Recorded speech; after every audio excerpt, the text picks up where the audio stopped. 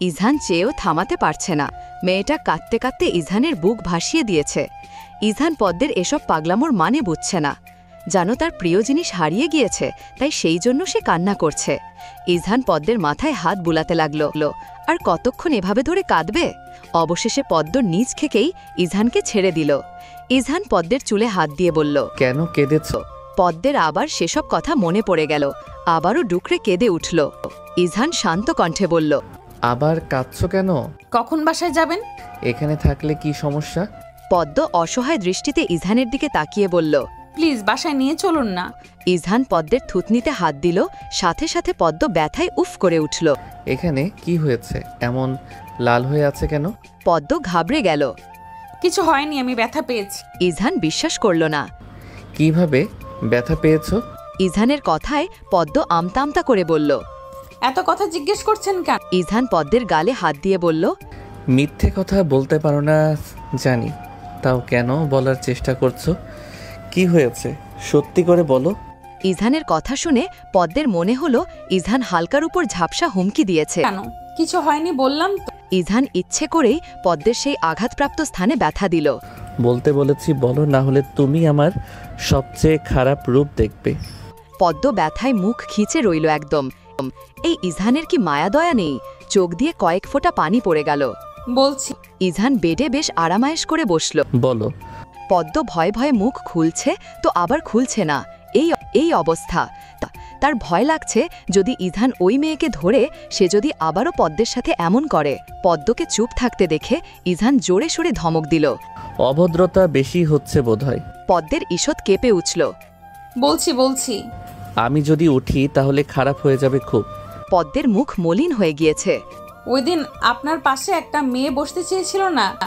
আরে প্রথম আমি যখন আপনার বাসায় গেলাম তখন একটা মেয়ে এসেছিল, আমি আসলে নামটা জানি না। ইজহান বুঝল পদ্ম সানায়ার কথা বলছে। হ্যাঁ, কি হয়েছে? ও কিছু বলেছে তোমাকে? পদ্মের চোখে আবার পানি চড়ে আসলো। উনি আমাকে এমন করেছেন। সকালে নাস্তা করার পর আপনি যখন বাইরে গিয়েছিলেন তখন আপুটা রুমে আসে। আমি বুঝতে পারিনি, উনি এসেই আমার মুখটা চেপে ধরে। দ্রুত ঘটে যাওয়া ঘটনা আমি বুঝতে পারছিলাম না। তারপর আপুটা কাচের গ্লাস দিয়ে আমাকে আঘাত করে। আমি তো কিছুই বুঝছিলাম না কেন উনি এমন করছেন। তারপর আবার কি যেন বললেন আমার জন্য নাকি আপনি আপুকে পাত্তা দেননি। আবার এটাও বলেছেন আমি যেন আপনাকে কিছু না বলি। এরপর উনি চলে যায়। আপনি দয়া করে ওনাকে কিছু বলবেন না।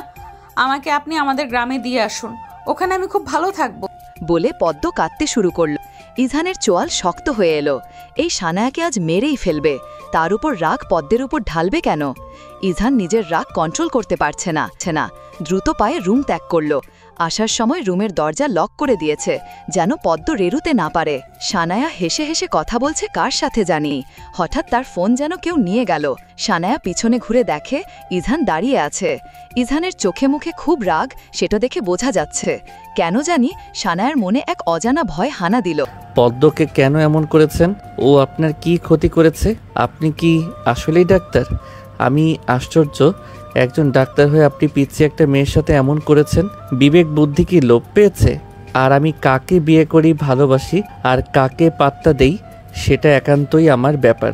আপনি জানেন আপনি কত বড় ভুল করেছেন। একটা অবুঝ মেয়ের আপনার এমন করা উচিত হয়নি। কতটা পাগল হলে আপনি এভাবে পদ্মকে আঘাত করেছেন? প্রতিবন্ধী নাকি আপনি? সানায়ার রাগে শরীর জ্বলে উঠল। ইজহানের কলার চেপে বলল, আমি কি কম সুন্দর নাকি? কেন তুমি ওই মেয়েকে বিয়ে করেছো? প্রতিনিয়ত তুমি আমাকে অপমান করেছো। আমি কি বেশি কিছু চেয়েছি? আমি তো ওর আগে তোমায় ভালোবাসতাম। এত অপমানের পরও তো তোমার কাছে ছুটে গিয়েছি ইজহান। আচ্ছা, এমন করলে হয় না। তুমি ওই মেয়েকে ছেড়ে আমাকে বিয়ে করো, আমার সাথে সংসার করবে, আমরা সুখে শান্তিতে বসবাস করব। প্লিজ ইজহান, তুমি ওই মেয়েকে ছেড়ে দাও। আমি সত্যিই কষ্ট পাচ্ছি ইজহান। ইজহান এতক্ষণ তার রাগটা কন্ট্রোল করেছিল, আর সানায়া ইজহানের রাগ আবার বিগড়িয়ে দিয়েছে। একে তো কলারে হাত দিয়েছে, আবার এসব বাজে কথা বলছে। ইজহান রাগে চোখটা বন্ধ করছে, আবার খুলছে। একটা মেয়ে হয়ে কিভাবে একটা ছেলের কলারে হাত দিতে পারে? ইজহান সানায়াকে ধাক্কা দিয়ে সরিয়ে দিয়েছে। এত বড় সাহস, আমার কলারে হাত দিয়েছিস? খুব সম্মান দিয়েছিলাম, কিন্তু তুই সম্মানের যোগ্য না। আর আমার পদ্মফুলের নামে এসব কথা বলার অধিকার কে দিয়েছে? ইজান চারপাশে তাকিয়ে একটা কাচের গ্লাস পেল। যেভাবে সানায়া পদ্মকে আঘাত করেছে ঠিক সেভাবেই ইজান সানায়াকে আঘাত করল। একই জায়গায় সানায়ার যেন কলিজা ছ্যাদ করে উঠেছে। পদ্মফুলকে কখনো আমি আঘাত করিনি। রাগ হয়েছে তার প্রতি অনেকবার, তাও একটা টোকা পর্যন্ত দেইনি। আর তুই আজ এত বড় দুঃসাহস দেখিয়েছিস। মেয়েটার তো কোনো দোষ ছিল না, কেন ওকে কষ্ট দিয়েছিস? তুই যদি নেক্সট টাইম এসব করেছিস নিজ হাতে তোর কলিজা এনে তোর হাতে দিব। ইজহান যতটা ভালো আবার তত বেশি খারাপ। আর আমার কলারে হাত দেওয়া, তাই না?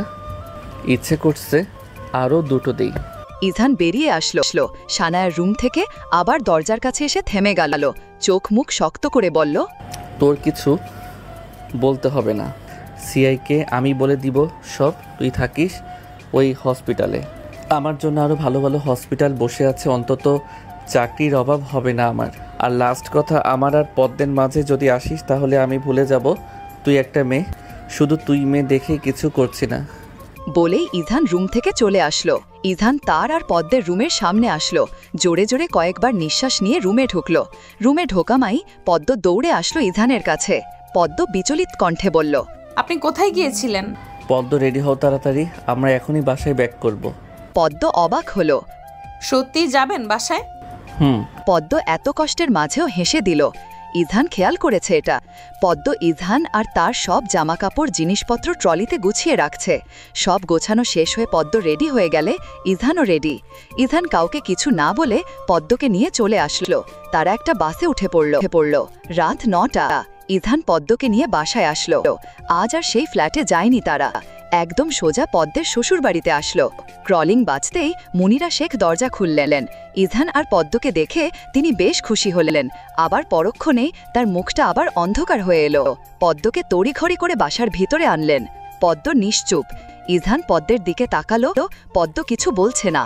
কোনো উত্তর না পেয়ে মুনিরা শেখ এবার ইজানকে বলল, কি রে ইজহান, কি হয়েছে ওর ওইখানে? 1 মিনিট তুই কিছু করিসনি তো? ইজান যেন হঠাৎ করে আসমান থেকে পড়ল। ও আবার কি করেছে? এই তার মা তাকে কখনো বিশ্বাস করে না, আরও পারে উল্টোপাল্টা দোষ তার ঘাড়ে চাপিয়ে দিতে। ইজান উপরে চলে গেল ট্রলি নিয়ে। পদ্মের গালে হাত দিয়ে মুনিরা শেখ বললেন, দেখেছ কেমন হয়ে গিয়েছে তোমার থুতনিটা? দেখে হাঁটবে না? হঠাৎ ড্রয়িং রুমে একজন মহিলা এসে বললেন, মুনিরা, কে এসেছে? পদ্ম ঠিক চিনল না মহিলাকে। মুনিরা শেখ পদ্মের হাত ধরে ওই মহিলার সামনে নিয়ে গেলেন। মুনিরা শেখ বললেন, ইজহানের ফুপ্পি ও মি। পদ্ম মুচকি হেসে ওনাকে সালাম করতে গেল, কিন্তু উনি তৎক্ষণাৎ পদ্মকে জড়িয়ে ধরে বলল, আরে আরে, সালাম করছো কেন? মুনিরা শেখ পদ্মের কাঁধে হাত দিয়ে বলল, ও তোমার ভাইয়ের পুয়ে বধূ। মহিলা পদ্মকে জড়িয়ে ধরা অবস্থায় বলল, ও আমার ইজহানের বউ। পদ্ম মাথা তুলে তাকালো ওনার দিকে। মুনিরা শেখ পদ্মের উদ্দেশ্যে বললেন, ওনার নাম হায়াত শেখ, তোমারও ফুপ্পি হবে বুঝছো? পদ্ম মাথা নাড়ল। হায়াত শেখও পদ্মের থুতনি ধরে বলল, কি গো, তোমার এখানে এমন লাল হয়ে আছে কেন? পদ্মের খারাপ লাগছে, আবার লজ্জা লাগছে। আজ যদি এটা না থাকতো তাহলে তো এমন প্রশ্ন কেউ করতো না। পদ্ম মনমরা হয়ে রইল। মুনিরা শেখ বললেন, ও ব্যথা পেয়েছে আপা। হায়াত শেখ বললেন, মুনিরা কেমন লাল হয়ে আছে। আচ্ছা আপা, ওকে নিয়ে যাই, ফ্রেশ হতে হবে তো, তারপর না হয় কথা বল। যাও যাও। পদ্ম মুনিরা শেখের ওয়াশরুমে গেল, কারণ সে জানে ইজান তার ওয়াশরুমে হয়তো ফ্রেশ হচ্ছে। তাই সে আর রুমে গেল না, ফ্রেশ হয়ে নিচে আসলো। হায়াত শেখ আর মুনিরা শেখ রান্নাঘরে, কারণ তাদের কথা শোনা যাচ্ছে। পদ্ম তাদের সাথে যোগ হলো। মুনিরা শেখ রান্না করছেন, পদ্ম আর হায়াত শেখ কথা বলছে। ইজান দেখল পদ্ম রুমে আসছে না, তাই নিচে আসলো। সোজা রান্নাঘরে এসে বলল, কি ব্যাপার, পদ্ম রুমে আসনি কেন? পদ্ম হচটকিয়ে গেল। ইজান একেবারে রান্নাঘরের দরজার পাশে দাঁড়িয়ে আছে। ইজানকে হায়াত শেখ বলে উঠলেন। ইজান হায়াত শেখকে জড়িয়ে ধরে বলল, তুমি তো ভালোই আছো দেখছি, কিন্তু আমার বউ তো ভালো নেই, দেখছো না ব্যথা পেয়েছে, একটু ট্রিটমেন্ট করতে নিয়ে যাই। ইজানের কথায় মুনিরা শেখ আর হায়াত শেখ একসাথে হেসে উঠল। যাও, বউয়ের সেবা করে আবার নিচে পাঠিয়ে দিও। ইজান পদ্মের হাত ধরে টেনে উপরে নিয়ে আসলো। পদ্ম তো লজ্জায় শেষ। ছি, এই ইজান ভালোই পারে লজ্জা দিতে। রুমে আসার সাথে সাথে পদ্ম ইজানের হাত ছেড়ে দিল। ইজান ড্রয়ার থেকে একটা মলম নিল। পদ্ম কোমরে হাত দিয়ে বলল, আপনি এত বাজে কথা বলেন কেন? মা আর ফুপ্পি কি ভাবছে বলুন তো, নির্লজ্জ কোথাকার। ইজান পদ্মের থুতনিতে মলম লাগাতে লাগাতে বলল, কে কি ভাবছে বা ভাববে সেটা নিয়ে ইজহানের মোটেও আপত্তি নেই। ভাবলে সমস্যা কোথায়? আর আমি তো এখনো কিছুই করিনি। যখন করব তখন নির্লজ্জ বলবে।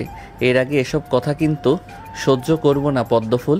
ইজহানের কথায় পদ্ম ক্ষিপ্ত দৃষ্টিতে তাকিয়ে আছে। কখনো এই লোক ভালো হবে না, সে ভালো করেই জানে। তার কি একটুও লজ্জাবোধ নেই একটা অসহায় মেয়েকে পেয়ে এসব বলে? ইজহান পদ্মের মলম লাগানো শেষ করে আবার জায়গামতো মলম রেখে দেয়। শোনো, এটা আবার লাগিয়ে নিও। প্রত্যেকবার যে আমি লাগিয়ে দিব সেটা ভেবো না। ইজহানের কণ্ঠ স্বাভাবিক স্বাভাবিক পদ্মের ভীষণ অভিমান হলো কথাটি শুনে। দ্রুত পায়ে রুম থেকে চলে আসলো। নিচে হায়াত শেখ আর মুনিরা শেখ বসে কথা বলছেন। পদ্ম তাদের আছেই গেল। পদ্মকে দেখে হায়াত শেখ বললেন। পদ্ম সৌজন্যবোধক হাসি দিল, তবে কিছু বলল না। মুনিরা শেখ পদ্মকে উনার পাশে বসিয়েছেন। মুনিরা শেখ পদ্মের চিবুক ধরে বলল, পরের বার দেখে শুনে হাঁটবে। বড় হয়েছ, বিয়ে হয়েছে, সব দিকেই খেয়াল রাখতে হবে। পদ্ম মাথা নাড়িয়ে বলল, জি মা। হায়াত শেখ পদ্মের কাঁধে হাত দিয়ে বলল। পদ্ম মুচকি হাসল। ছোট থেকেই কেউ যদি তার সামনে তাকে নিয়েই প্রশংসা করে তাহলে সে খুব খুশি হয়। মন চায় প্রজাপতির মতো ডানা মেলে উঠতে। তাদের তিনজনের মাঝে ইজহানের আগমন ঘটল। ইজহান পদ্মের পাশে বসেছে। শুধুমাত্র এখানে মুনিরা শেখ আর হায়াত শেখ আছেন বলে উঠে যেতে পারছে না, না হলে তার শাশুড়ি শত প্রশ্ন করবেন। ইচ্ছে করছে উঠে যেতে, পরিস্থিতি এমন যে সে উঠতে পারছে না। হায়াত শেখ ইজহানের উদ্দেশ্যে বল, ইজহান কি তোমার ওই ফ্ল্যাটে থাকো? ইজহানের কোনো হেলদোল নেই, সোফায় একেবারে আধশোয়া হয়ে বসেছে। থাকি তবে অন্য কোথাও চাকরি নিলে হসপিটাল থেকে কাছে হলে থাকবো, না হলে এখানে পদ্মকে রেখে যাব। আমি আলাদা থাকবো। ইজহানের কথায় মুনিরা শেখ আর পদ্ম দুজনেই অবাক হয়ে যায়। পদ্ম মনে মনে বলছে, এই লোকটা এমন বলছে কেন? কি আবুল তাবুল বলা শুরু করেছে? মুনিরা শেখ অবাক কণ্ঠে বলল, অন্য কোথাও চাকরি মানে কি বলছিস তুই এসব? ইজহান যে অবস্থায় ছিল ওই অবস্থায় থেকে উত্তর দিল, এই হসপিটালের মেয়াদ শেষ হয়ে গিয়েছে, অন্য কোথাও চাকরি নিব। কোথায় নিবি এখন? কত হসপিটাল বসে আছে আমার জন্য। বাদ দাও এসব কথা, আমারটা আমাকে ভাবতে দাও। পদ্ম পিছন ফিরে ইজহানের দিকে তাকালো। ইজহান তার দিকেই তাকিয়ে আছে। ইজহানের দৃষ্টি যেন খুব গভীর। তৎক্ষণাৎ পদ্ম আবার সামনে ফিরে গেল। মুনিরা শেখ অসহায় কণ্ঠে বলল, তোকে নিয়ে আমি আর পারি না। কেন যে হুটহাট সিদ্ধান্ত নিস? আমি শুধু তোর ভালো চাই। ইজহান পদ্মের দিকে তাকিয়ে বলল, ভালোই আছি, যে বউ বিয়ে করিয়েছ। সবাই একদম পদ্মের দিকেই তাকালো। যা দেখে পুদ্দের অস্বস্তি লাগা শুরু করল। মাথাটা নিচু করে ফেলল। হায়াত শেখ বললেন, এরকম সুন্দরী বউ বিয়ে করলে তো ভালো থাকার কথা।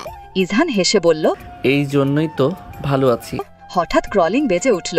মুনিরা শেখ উঠে তাড়াতাড়ি দরজা খুললেন। হুমায়ুন শেখ এসেছেন।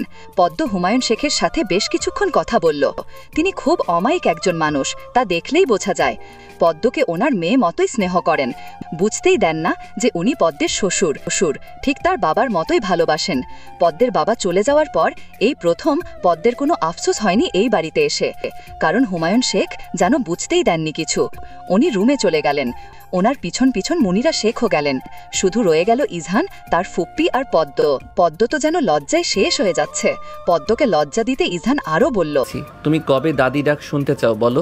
যেদিন তোমরা শোনাবে সেদিনই তো শুনতে পারবো, তাই না? আহা ফুপি থাক, তুমি বেশি টেনশন নিও না। তোমাকে খুব তাড়াতাড়ি দাদি ডাক শোনানোর দায়িত্ব নিলাম। পদ্ম তো রীতিমতো কাঁপাকাঁপি শুরু করে দিয়েছে।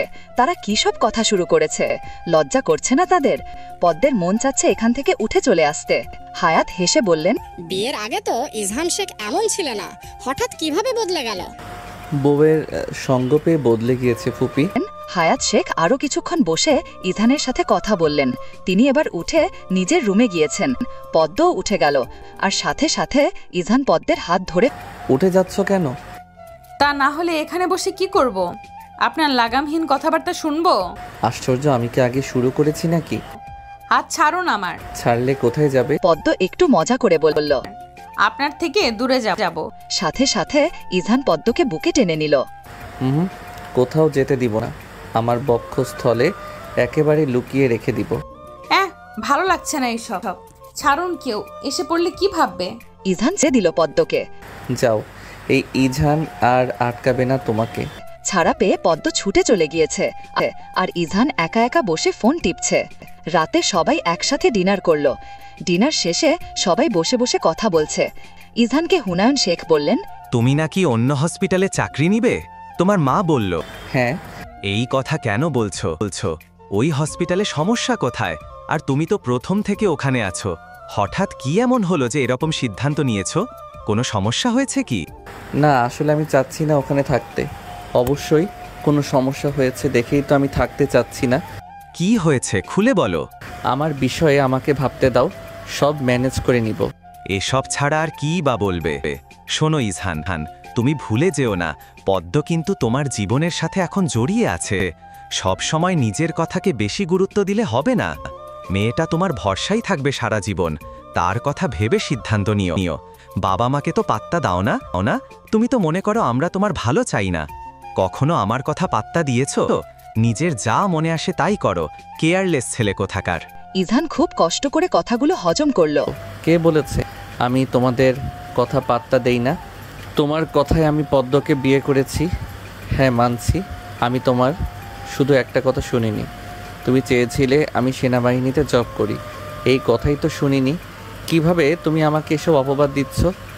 এমন না তো তোমাদের কোনো কথা আমি কখনো পাত্তাই দেই না।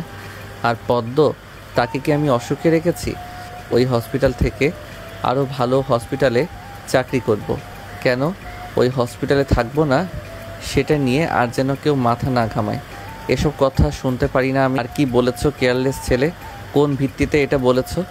কি এমন করেছি তোমার সাথে যে তুমি আমাকে এরকম উপাধি দিয়েছো? আমি বাচ্চা ছেলে না যে এসব কথা মেনে নিব। যদি নেক্সট টাইম এসব কেউ আমাকে বলে, আমি কিন্তু এসব শোনার জন্য বসে থাকবো না। ইজহান হনহন করে চলে গেল উপরে। পদ্ম ভয়ে চুপসে গিয়েছে। কখনো ইজহানকে এভাবে কথা বলতে দেখেনি সে। তার জন্যই তো এসব হচ্ছে। মাথা কাজ করছে না। যদি বাসার সবাই জেনে যায় তার জন্য ইজহান এমন করেছে, তাহলে তো সবাই তাকে ভুল বুঝবে। অনুশোচনায় পদ্মের চোখ দিয়ে পানি পড়ছে। আবার কেউ দেখে ফেলার আগেই মুছে ফেলছে। হুমায়ুন শেখ রেগে বললেন, এই ছেলে সব সময় এমন করে। ছেলেকে ঠিকমতো শাসন করতে পারোনি মুনিরা? তোমার ছেলে তার বাবার সাথে এভাবে কথা বলেছে, একটি বার ডাকও দাওনি। নিজের মর্জি মতো চলবে বেশে। দুনিয়া এত সোজা না। তোমার আশকারা পেয়ে ইজহান এমন অভদ্র হয়েছে। হুমায়ুন শেখের কথা মুনিরা কেঁদে ফেললেন। হায়াত শেখ বললেন, এত বড় ছেলেকে কে কি শাসন করবে? তুই কি মাকে কম জ্বালিয়েছিস নাকি? কেমন বদ ছিলি আমি কি কিছু জানি না? আর ইজহান যে ডক্টর, ও ভালো হসপিটালে চাকরি করতে পারবে। তুই কেন মুনিরাকে বকাবকি করছিস? অবুঝের মতো ব্যবহার। আর তোর ছেলে তোর মতোই হয়েছে। বাপ ক্যা বেটা, হুদাই ক্যাচাল বন্ধু কর। তোর ডাক দেওয়া উচিত হয়নি। ওর ভালো ও ছাড়া কেউ বুঝবে না। হায়াত শেখের কথা হুমায়ুন শেখ একেবারে চুপ হয়ে গেলেন। তিনি ধপাধপ পায়ে চলে গেলেন।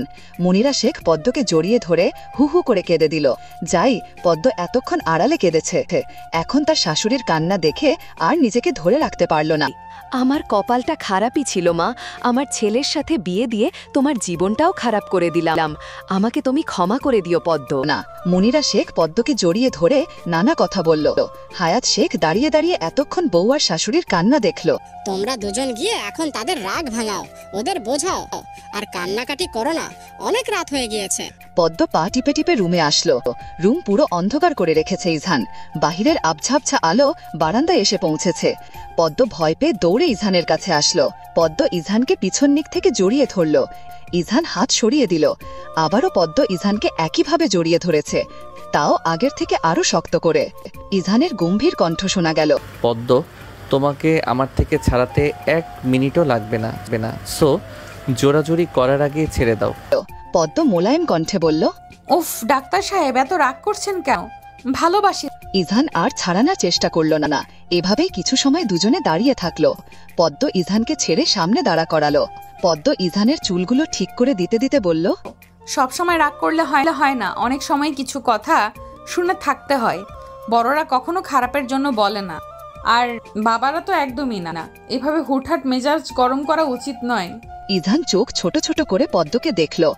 কিভাবে পদ্ম ছেলে মানুষই ছেড়ে একদম একজন প্রাপ্তবয়স্ক ব্যক্তিদের মতো কথা বলছে।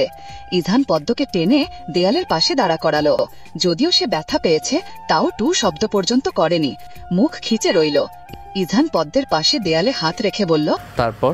পদ্ম ঘাবড়ে গেল। তারপর আর কি? আর বলবেন না ম্যাডাম, আপনার কথা বলা শেষ। পদ্ম আমতা আমতা করে বলল, ঘুমাবো, চলুন না। ইজহান পদ্মের কথা শুনল। পদ্মের হাত ধরে রুমে নিয়ে আসলো। পদ্ম এক কোনায় গুটিসুটি মেরে শুয়ে আছে। ইজহান তা দেখে পদ্মকে টেনে তার কাছে নিয়ে আসলো। পদ্মের মাথাটা তার বক্ষে মিশিয়ে বলল, পদ্ম, তোমার ডাক্তার সাহেব দিন দিন অভদ্র হয়ে যাচ্ছে। সে আর ভদ্র বরের মতো সেজে থাকতে পারছে না। মনে খুব প্রেমের পিপাসা পেয়েছে পদ্মফুল। কেন এমন হচ্ছে বলো তো? পদ্ম ইজহানের কথা শুনছে। কিছুক্ষণ আগে যে ঝামেলাটা হয়েছে তা যেন ইজহানের মনেই নেই। বোঝাই যাচ্ছে না একটু আগে শেখ বাড়ির উপর যুদ্ধ বয়ে গিয়েছিল। পদ্মের খুব হাসি পাচ্ছে। শুয়ে শুয়ে ইজহানের কথা শুনছে আর হাসছে। রুমটা অন্ধকার, তাই পদ্মের হাসি ইজহান দেখছে না। পদ্ম কথা বলছে না দেখে ইজহান পদ্মকে ছেড়ে দিয়ে বলল, কথা বলছো না কেন? পদ্ম হেসে হেসে বলল, কি বলবো? ওয়েট, তুমি কি হাসছো? পদ্মের চোখগুলো আচমকা বড় হয়ে গেল, সাথে সাথে হাসি বন্ধ হয়ে গেল তার। কোথায়? কখন? না তো, আমি তো একটুও হাসিনি। তাই হাসনি? না। তাহলে লাইট অন করে দেখি। আরে তার দরকার নেই। হ্যাঁ, আমি একটু হেসেছিলাম। দেখেছো ইজহান তোমার হাসি অন্ধকারে অনুভব করতে পারে। পদ্ম এসব কথা না শোনার জন্য বলল, আচ্ছা, আপনি কেন ওই হাসপাতালে আর চাকরি করবেন না? আমার জন্য কি? ইজহান গম্ভীর কণ্ঠে বলল, জি, সেজন্যই করব না। আচ্ছা, আমি বলি কি, আপনি ওই হাসপাতালের চাকরিটা করুন। এভাবে তো হয় না। ইজহান পদ্মকে পুরো কথা শেষ করতে দিল না, তার আগেই চুপ করিয়ে দিল। তোমার কোনো রকম কথা এ বিষয়ে শুনতে চাই না। যখন তুমি আমার জীবনে ছিলে না, আমার সব সিদ্ধান্ত আমি একাই নিয়েছি। যদি আমার সাথে ঝামেলা না করতে চাও তাহলে আর কথা বলবে না এগুলো নিয়ে। পদ্ম একেবারে চুপসে গেল। এত তেড়া আসে কখনো দেখেনি। ইজহান অন্যদিকে ফিরে শুয়ে পড়ল। পদ্ম পিছন থেকে জড়িয়ে ধরেছে। ইজহান নিজেও ধরল, আবার কিছু বলল না। সকাল 9টা। ইজহানের ঘুম ভেঙেছে। ঘুম থেকে উঠে পদ্মকে পাশে পেল না সে। ভালো করেই জানে পদ্ম এখন থাকবে না। নিশ্চয়ই নিচে মুনিরা শেখ আর হায়াত শেখের কাছে গিয়েছে।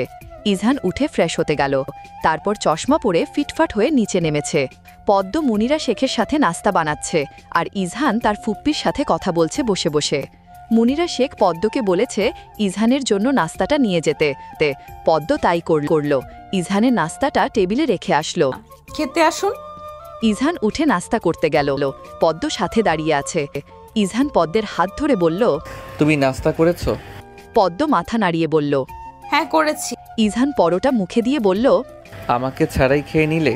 পদ্ম ইজহানের দিকে অসহায় দৃষ্টিতে তাকিয়ে বলল, মা আর ফুপি জোর করেছিল। আচ্ছা, সমস্যা নেই। ইজহান নাস্তা শেষ করে উঠে চলে গেল ওপরে। পদ্ম রান্নাঘরে মুনিরা শেখ আর হায়াত শেখের কাছে দাঁড়িয়ে আছে।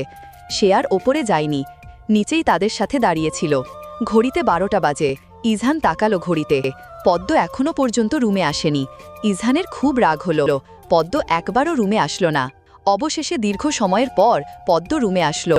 ইজহান ফোনে কথা বলছে। পদ্ম তাড়াতাড়ি ওয়াশরুমে ঢুকল। একেবারেই গোসল করে বের হলো।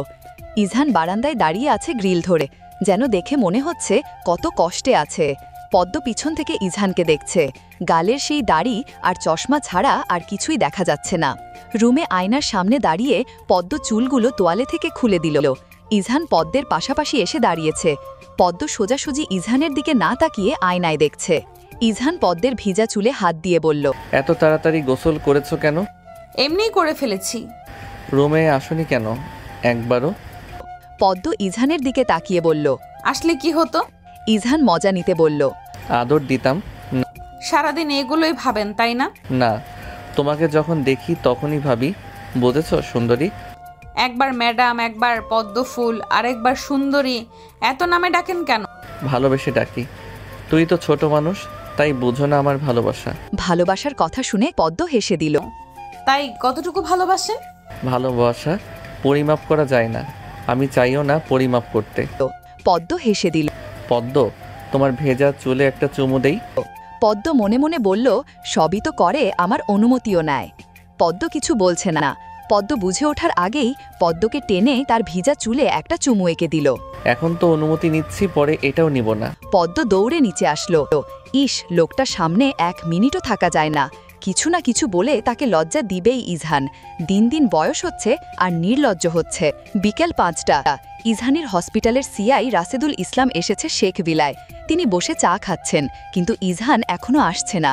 হুমায়ুন শেখ তার পাশের সোফায় বসেছেন। যখন থেকে রাশেদুল ইসলাম জেনেছে ইজহান কাউকে কিছু না বলে তার স্ত্রীকে নিয়ে সাজেক থেকে চলে এসেছে, তখন থেকেই তিনি ভেবে রেখেছেন ইজহানের সাথে সরাসরি কথা বলবে। কখনো ইজহান এমনটা করেনি।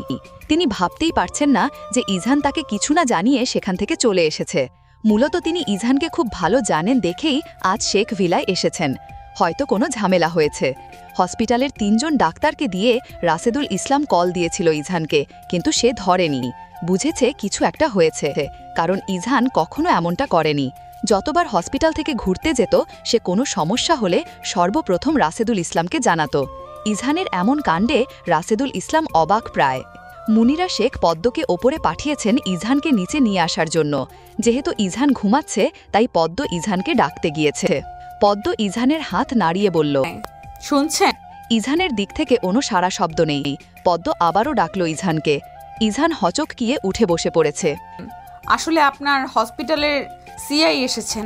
ইজহান চুলে হাত দিল। আমার চশমা দাও। পদ্ম তড়িঘড়ি করে চশমা দিল ইজহানের। ইজহান নিচে যাওয়ার আগে পদ্ম তাকে উদ্দেশ্য করে বলছে, উনি যদি চান আপনি হসপিটালে ফিরে যান তাহলে তাই করবেন, না হলে আমি কিন্তু গ্রামে চলে যাব। হুম। ইজহান চোখ মুখ শক্ত করে বলল, এর উত্তর আমি পরে এসে দিব। পদ্ম নিচে এসে বসে আছে। রাশেদুল ইসলাম ইজহানকে এই পর্যন্ত 3 বার জিজ্ঞেস করেছে কেন সে কাউকে কিছু না বলে চলে এসেছে। তিনি ইজহানের কাছ থেকে উত্তরের অপেক্ষায় বসেছিল, কিন্তু প্রতিবারেই ফলাফল শূন্য এসেছে। ইজহান কিছু বলছে না। ইজহানের কিছু না বলার কারণ হচ্ছে এখানে হুমায়ুন শেখ বসে আছেন।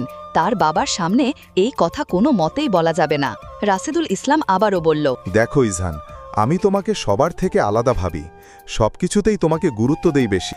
এই পর্যন্ত তোমাকে কয়েকবার জিজ্ঞেস করেছি কেন এভাবে না বলে চলে এসেছো, কিন্তু তুমি কোনো কিছুই বলছো না। এসব তোমার থেকে আশা করতে পারছি না ইজহান। ইজহান উঠে দাঁড়ালো। স্যার, আমি আপনার সাথে পার্সোনালভাবে কথা বলতে চাই। আমার রুমে আসলে ভালো হয়। রাশেদুল ইসলাম ইজহানের সাথে তার রুমে গেল। হসপিটালের সিনিয়র ডক্টর সানায়া শাহরিনের ব্যবহারে আমি খুবই লজ্জিত। রাশেদুল ইসলাম অবাক হলেন, কারণ ওনার জানা মতে ইজহান আর সানায়ার মধ্যে খুব ভালো একটা সম্পর্ক ছিল। মানে বুঝছি না ইজহান, খুলে বলো সব। আসলে স্যার, সানায়া ম্যাম আমাকে পছন্দ করত। তার পছন্দের আকার ভিন্ন ছিল। আশা করি বুঝবেন কিসের কথা বলছি। আমার বিয়ে হয়েছে, উনি সেটা জানেন, তারপরেও তিনি মেনে নিতে পারছেন না। আমি মিথ্যা বলবো না, আমি ওনাকে অপমান করেছি। প্রত্যেক পদে পদে তাকে বুঝিয়েছি আপনাকে মেনে নিতে হবে, আমি বিবাহিত। হসপিটালে থাকাকালীন সময়ে তিনি ব্রেক টাইমে আমার সাথে এসে এসব কথাই বলতেন। একটা মেয়ের সাথে আমি কিভাবে কথা বলি বা ঠিক তাদের কি নজরে দেখি সেটা আপনি ভালো জানেন স্যার। উনি আমার স্ত্রীর সঙ্গে সবচেয়ে নিকৃষ্ট ব্যবহারটা করেছেন। কাচের গ্লাস দিয়ে পদ্মকে আঘাত করে, শুধুমাত্র আমি বিয়ে করেছি বলে। এটা মেনে নিতে পারেননি বলেই এত বাজেভাবে পদ্মকে আঘাত করে। একজন সিনিয়র ডক্টর হিসেবে কিভাবে কাজটা করতে পারেন? হয়তো ভবিষ্যতে দেখা যাবে উনি আপনার হসপিটালের কোনো পেশেন্টকে মেরে ফেলেছেন। এটাও সত্য যে আমি ওনাকে আঘাত করি ঠিক একইভাবে। চাইলে অনেক কিছুই করতে পারতাম, তবে আমার মান সম্মান আছে। আমি মেয়েদের সম্মান করি বলেই আমি শুধু ওনাকে বোঝাতে চেয়েছিলাম কাউকে ব্যথা দেওয়ার আগে ভেবেচিন্তে দেওয়া উচিত। আমার মনে হয় ওনার জ্ঞান বুদ্ধি সব টাটা বাই বাই করে চলে গিয়েছে। ওনার তো প্রাপ্তবয়স হয়েছে, ওনাকে এসব কাজকর্মে মানায় না। স্যার, এখন যদি আপনার মনে হয় আপনি আমাকে আপনার হসপিটালে রাখবেন না, তাহলে আমার কোনো রকম অভিযোগ নেই। তবে এই আবদার করতে পারবেন না যে আমিও ওইখানে থাকবো, আবার সানায়া ম্যামও ওইখানে থাকবে। এটা হলে আমি আগেই দুঃখিত। রাশেদুল ইসলামের যেন সানায়ার প্রতি এক সমুদ্র পরিমাণ ঘৃণা জন্মেছে। তিনি ভাবতেও পারেননি যে সানায়া এমন একটা কাজ করবে। এরকম ডক্টর থাকার থেকে না থাকা ভালো। আমি বরাবরের মতো চাই তুমিই থাকো আমার হসপিটালে। আশা করি না করবে না। ইজহান রাশেদুল ইসলামের দিকে তাকিয়ে বলল, তাহলে সানায়া ম্যাম? ওর মতো ডক্টর আমার হসপিটালে থাকলে আমার মান সম্মানই যাবে। কাল থেকে যেন তোমাকে আমি হসপিটালে দেখি। ইজহান হেসে বলল, জি স্যার। রাশেদুল ইসলাম চলে গেলেন। পদ্মের এতক্ষণ মন উসখুস করছিল কখন রুমে যাবে আর ইজহানের থেকে শুনবে কি হয়েছে। রাশেদুল ইসলাম যাওয়ার পরই ইজহান রুমে এসেছে, তার পিছন পিছন পদ্ম দৌড়ে চলে এসেছে। পদ্ম ওপরে দৌড়ে এসে হাঁপিয়ে গিয়েছে, বুকে হাত দিয়ে জোরে জোরে শ্বাস নিচ্ছে। ইজহান পদ্মকে এই অবস্থায় দেখে অস্থির হয়ে বলল, কি হয়েছে পদ্ম? খারাপ লাগছে তোমার? এভাবে হাঁপাচ্ছ কেন? পদ্ম কিছুক্ষণ পর স্বাভাবিক হলো। ইজহানের হাত ধরে বলল, উনি কি এসেছেন? কি বলেছেন? কাল থেকে ওই হসপিটালে যাব, কিন্তু তুমি এভাবে হাঁপাচ্ছিলে কেন? আরে ওই যে দৌড়ে এসেছি সেজন্য। ইজহানের দুটো হাত পিছন দিকে থেকে তার এক হাত দ্বারা আবদ্ধ করে বলল। তখন কি বলেছ? কখন কি বলেছি? ইজহান সন্দিহান দৃষ্টিতে পদ্মের দিকে তাকিয়ে বলল, তুমি বলনি গ্রামে চলে যাবে? পদ্ম ঘাবড়ে গেল, অপ্রত্যাশিত হাসি দিয়ে বলল, আমি তো মজা করেছিলাম। এবার মজা করার দাম দাও। যতবার মজা করবে ততবার এই ধরনের শাস্তি পাবে। ইজহান পদ্মকে টেনে সম্পূর্ণ তার সাথে মিশিয়ে নিল, একেবারে। পদ্মের ওষ্ঠে গভীরভাবে তার ওষ্ঠ মিলিয়ে দিল। বেশ কিছু সময় বাদে ইজহান পদ্মকে ছেড়ে দিল। ইজহান বরাবরের মতোই স্বাভাবিক আছে, কিন্তু পদ্ম সে তো পারছে না। নিজেকে শত শত গালি দিয়ে ফেলল, আর কখনো কারোর সাথে মজা করলেও ইজহানের সাথে ভুলেও মজা করবে না। লোকটা খুব বেশিই ভয়ঙ্কর। প্রতিবার কিছু না কিছু করে তাকে লজ্জা দিবে। এই লজ্জার জন্যই বোধহয় সে একদিন শেষ হয়ে যাবে। ইজহান দুষ্টুমি করে বলল, আর মজা করবে আমার সাথে? পদ্ম থতমত খেয়ে গেল, মাথা নাড়িয়ে বলল, কখনো করব না, আমার শিক্ষা হয়ে গিয়েছে। ইজহান পদ্মের গাল স্পর্শ করে করল। বৃদ্ধ আঙুল দিয়ে পদ্মের গালে ছুঁয়ে বলল, এখন তো মজা করেছো তাই শাস্তি দিয়েছি, কিছুদিন পর মজা না করলেও এমন শাস্তি ফ্রি পাবে। পদ্ম চোখগুলো ছোট ছোট করে বলল, আমার চাই না। ইজহান মুচকি তুমি অনিচ্ছুক হলেও দিব। হাসল। পদ্ম সরে আসলো ইজহানের থেকে, অনেকটাই দূরে চলে এসেছে, একদম দরজার কাছে। মুচকি হাসেন কেন? আপনার সেই সুন্দর দাঁতটা দেখিয়ে হাসবেন। সে হাসিটা আমার ভীষণ পছন্দের, ডাক্তার সাহেব। কথাটি বলেই পদ্ম ভো করে দৌড়ে গিয়েছে। ইজহান হাসছে, এখন সেই সুন্দর দাঁতটা দেখা যাচ্ছে। তবে হাসিটা না দেখেই পদ্ম চলে গিয়েছে। কি প্রাণবন্ত মেয়ে, আর কি চমৎকার কথাবার্তা। কাছে এসে কথাগুলো বলতে পারে না, দূরে গিয়ে বলে। ইস, এক কিশোরী মেয়ের প্রেমের বাক্য কি শুদ্ধ। সন্ধ্যায় ইজহান সোফায় বসে খবর দেখছে। একা একা ভালো লাগছিল না দেখে ইজহান মুনিরা শেখের রুমে গিয়েছে। পদ্ম তার ওড়না নিয়ে নাড়াচাড়া করছে। তার শাশুড়িকে একটা কথা বলবে, কিন্তু কেন জানি তার সংকোচ বোধ হচ্ছে। মা, আমার পিরিয়ড হয়েছে। বেশ কিছুক্ষণ পর পদ্ম কথাটি বলতে সফল হলো। মুনিরা শেখ হেসে বলল, কথাটি বলতে এতক্ষণ লেগেছে তোমার? পদ্ম মিনমিন করে বলল, মা, আমার লজ্জা লাগে এগুলো নিয়ে কথা বলতে। আমি সরাসরি কারো কাছে বলতে পারি না কথাগুলো। পদ্ম মুনিরা শেখ সবকিছু দিল। আমাকে এগুলো বলতে কখনো লজ্জা পাবে না, আমি তো তোমার আরেক মা। পদ্ম হেসে দিল। ভাগ্য করে মুনিরা শেখের মতো একজন শাশুড়ি পেয়েছে, তিনি খুবই ভালো। পদ্ম হাজার কথা বললেও তিনি বিরক্ত হন না। এজন্যই পদ্ম মুনিরা শেখকে বেশ পছন্দ করে। ইজহান আর রুমে ঢুকল না। এতক্ষণ দাঁড়িয়ে দাঁড়িয়ে পদ্ম তার আর মায়ের কথা শুনছিল। এখন যদি রুমে ঢুকে সবচেয়ে লজ্জা পাবে পদ্ম, তাই সে চলে গেল তার রুমে। পদ্ম আজ রুমেই যাচ্ছে না। এই সময়টাতে তার একা থাকতে ভালো লাগে। পদ্মের মনে হয় কিছু কিছু সময় একা থাকা ভালো, জানে রুমে গেলে ইজহান কিছু না কিছু করবে। এমনিতে আছে এক জ্বালায়, তার উপর মন একেবারে বিষিয়ে গিয়েছে। একা একা সন্ধ্যাবেলা ছাদে কাটাচ্ছে। চারদিকে মৃদু বাতাস বইছে, পদ্মের চুলগুলো উড়ছে। পাশের বাসাগুলো থেকে ছাদে আলো আসছে। এই নিয়ে মাত্র 2 বার ছাদে উঠেছে পদ্ম। প্রথমবার ইজনিয়ার সাথে উঠেছিল, আর এখন একা উঠেছে। শরীরটা ঠিক থাকলে আরও ভালো করে এই স্নিগ্ধ সন্ধ্যাবেলা উপভোগ করতে পারত, কিন্তু এখন তো তার মনে শান্তি নেই। প্রতিবার এই সময়টাতে পদ্মের মনটা অটোম্যাটিকলি খারাপ হয়ে থাকে। আজও একই অবস্থা, একটুও ভালো লাগছে না তার। একদম খিচে বসে রইল পদ্ম। ইজহান বেডে শুয়ে শুয়ে ফোন দেখছে। পদ্ম যে রুমে আসেনি আজ, সেটা ইজহান খেয়াল করেছে। জোর করতে চাচ্ছে না পদ্মকে, নিজের ইচ্ছে হলে ঠিকই আসবে। হয়তো এখন লজ্জায় আসতে চাইছে না। রুবিনা খাতুন ইজহানকে কল করেছে। ইজহান ভ্রু কুচকে তাকিয়ে আছে। বেশ কিছু সময়ের পর রিসিভ করল। ইজহান সুন্দর করে প্রথমেই সালাম দিল। আসসালামু আলাইকুম মা, ভালো আছেন?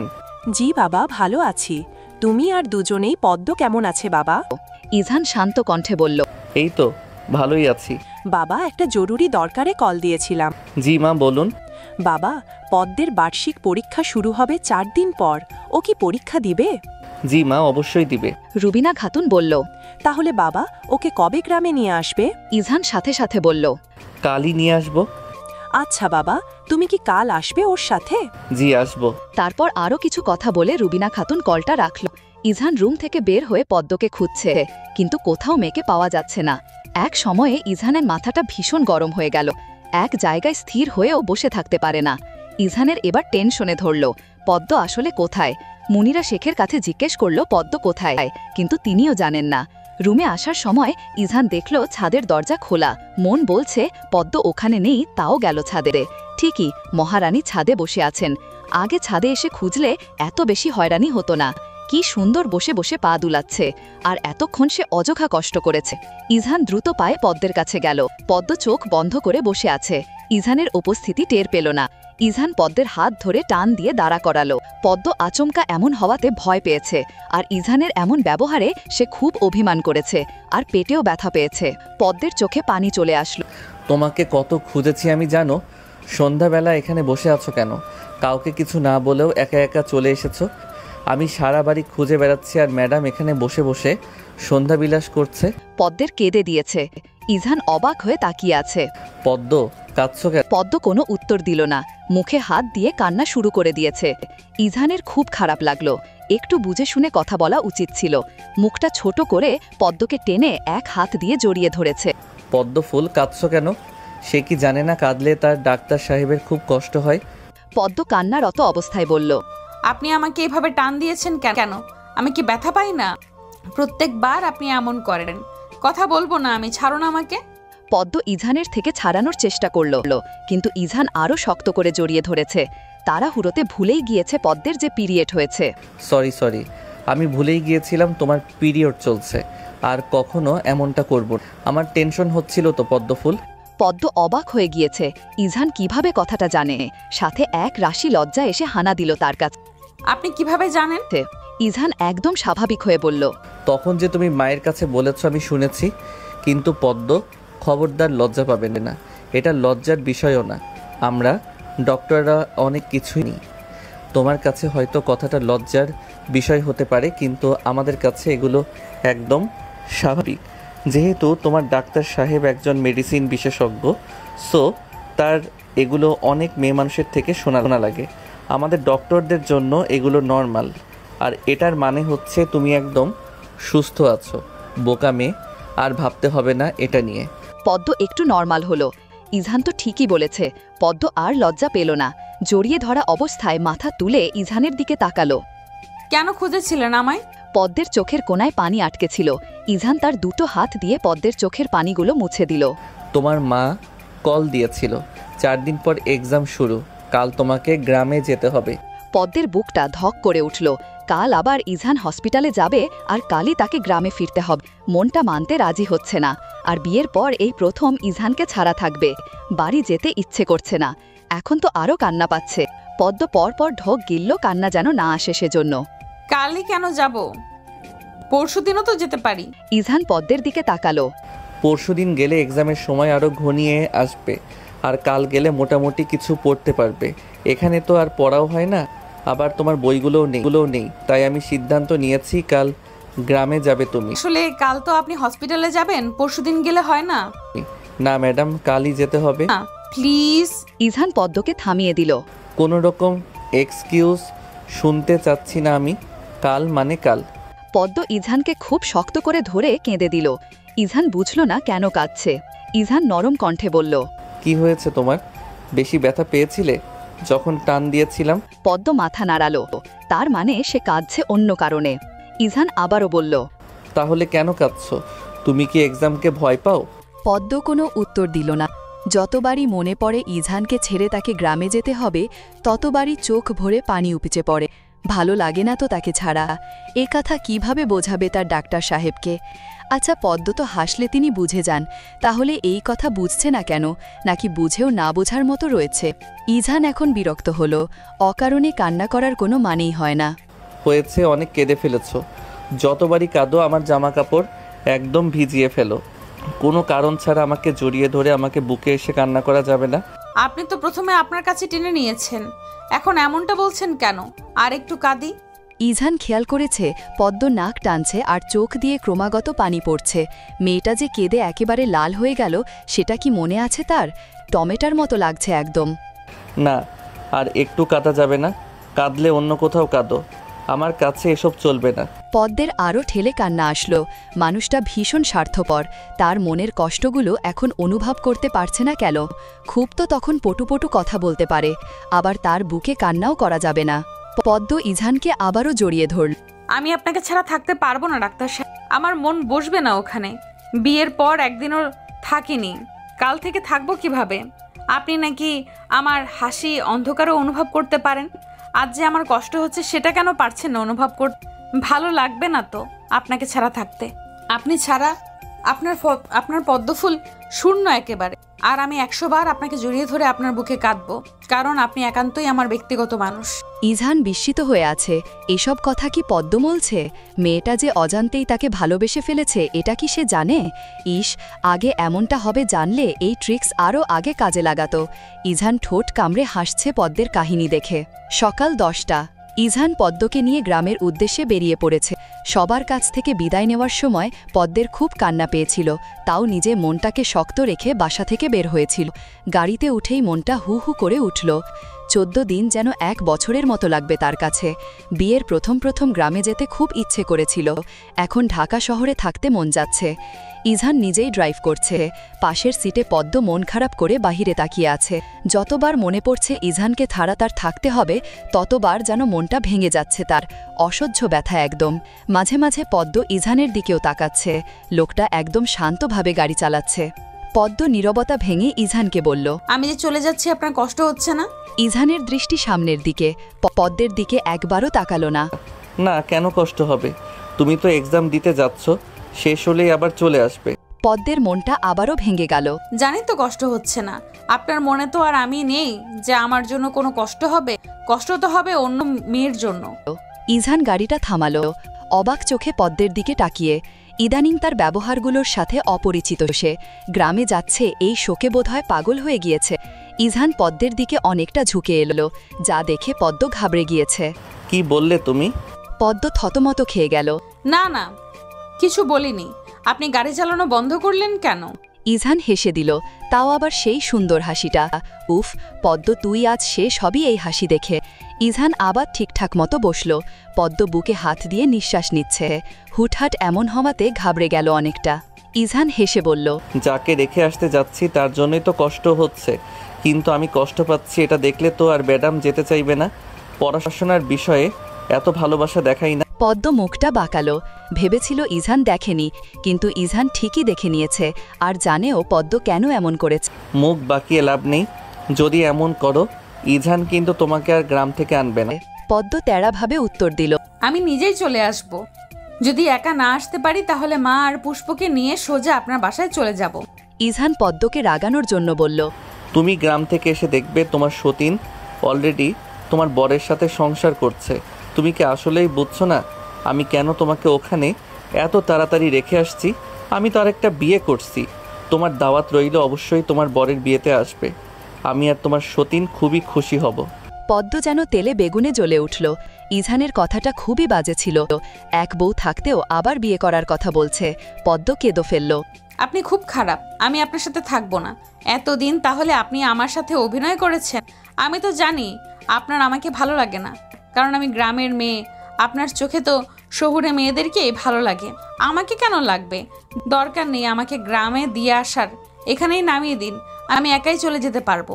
ইজহান ভেবেছে পদ্ম রাগ করে কথা শোনাবে, কিন্তু তিনি তো একেবারে কেঁদেই দিল। ইজহান পদ্মকে টেনে তার বুকের সাথে মিশিয়ে নিল। পদ্ম ফুল, আমার চোখে তুমি সবসময় সুন্দর। আমি তোমার সাথে কোনো অভিনয় করিনি, তবে এটা ঠিক বিয়েতে আমার মত ছিল না, আমার মা জোর করেছিল। এই যে তোমাকে আদর দেই, ভালোবাসি, এগুলো আমি মন থেকেই দেই। বিয়ের পরের দিন থেকে আমি তোমাকে মেনে নিয়েছি। প্রথমে মানতে পারছিলাম না, এখন তুমি গ্রামে যাচ্ছ, আমি সহ্য করতে পারছি না। ইজহান শেখের জীবনে প্রথম নারী তুমি, যার প্রতি সে এতটা দুর্বল, যাকে না দেখে ইজহান তার সকালটা শুরু করতে পারে না, যার কষ্ট হলে সে নিজেও কষ্ট পায়, যার প্রতি ইজহানের বুক ভরা ভালোবাসা রয়েছে, সে মেয়েটি তুমি পদ্মফুল। তুমি নিতান্তই ভাগ্যবতী মেয়ে। ইজহানের কথা শুনে পদ্ম কষ্টের মাঝেও হাসল। আপনি অনেক ভাগ্য করে আমার মতো বউ পেয়েছেন, এই কথাও কিন্তু ভুলে যাবেন না। ইজহান হেসে দিল। একটু ভুলবো না। পদ্ম ইজহানের বুকে একটা সুন্দর করে চুমু এঁকে দিল। তারপর গভীরভাবে ইজহানকে জড়িয়ে ধরল। ইজহানও এক হাত দিয়ে জড়িয়ে ধরেছে আর এক হাত দিয়ে ড্রাইভ করছে। দেখতে দেখতে পদ্ম আর ইজান গ্রামে ঢুকল। পদ্ম ঘুমিয়ে আছে সে যে গ্রামে চলে এসেছে তার কোনো খেলি নেই। ইজান পদ্মের বাসার জন্য এক গাদা জিনিসপত্র কিনেছে, সাথে অনেক বাজারও করেছে। আসার সময় মুনিরা শেখ বলে দিয়েছিল ও যেন বাজার করে নিয়ে যায়, কারণ নতুন বর বিয়ের পর প্রথমবার মেয়ের বাড়িতে গেলে বাজার করতে হয়। আর ইজানও তাই করল। তার মা যা যা বলে দিয়েছে সে সব কিছুই নিয়েছে, কিন্তু আফসোসের বিষয় হচ্ছে পদ্ম এগুলো কিছুই দেখতে পারল না। সে তখন ঘুমেছিল। ইজান পথটা ভুলে গিয়েছে, তাই ইচ্ছা না থাকা সত্ত্বেও পদ্মকে গেল।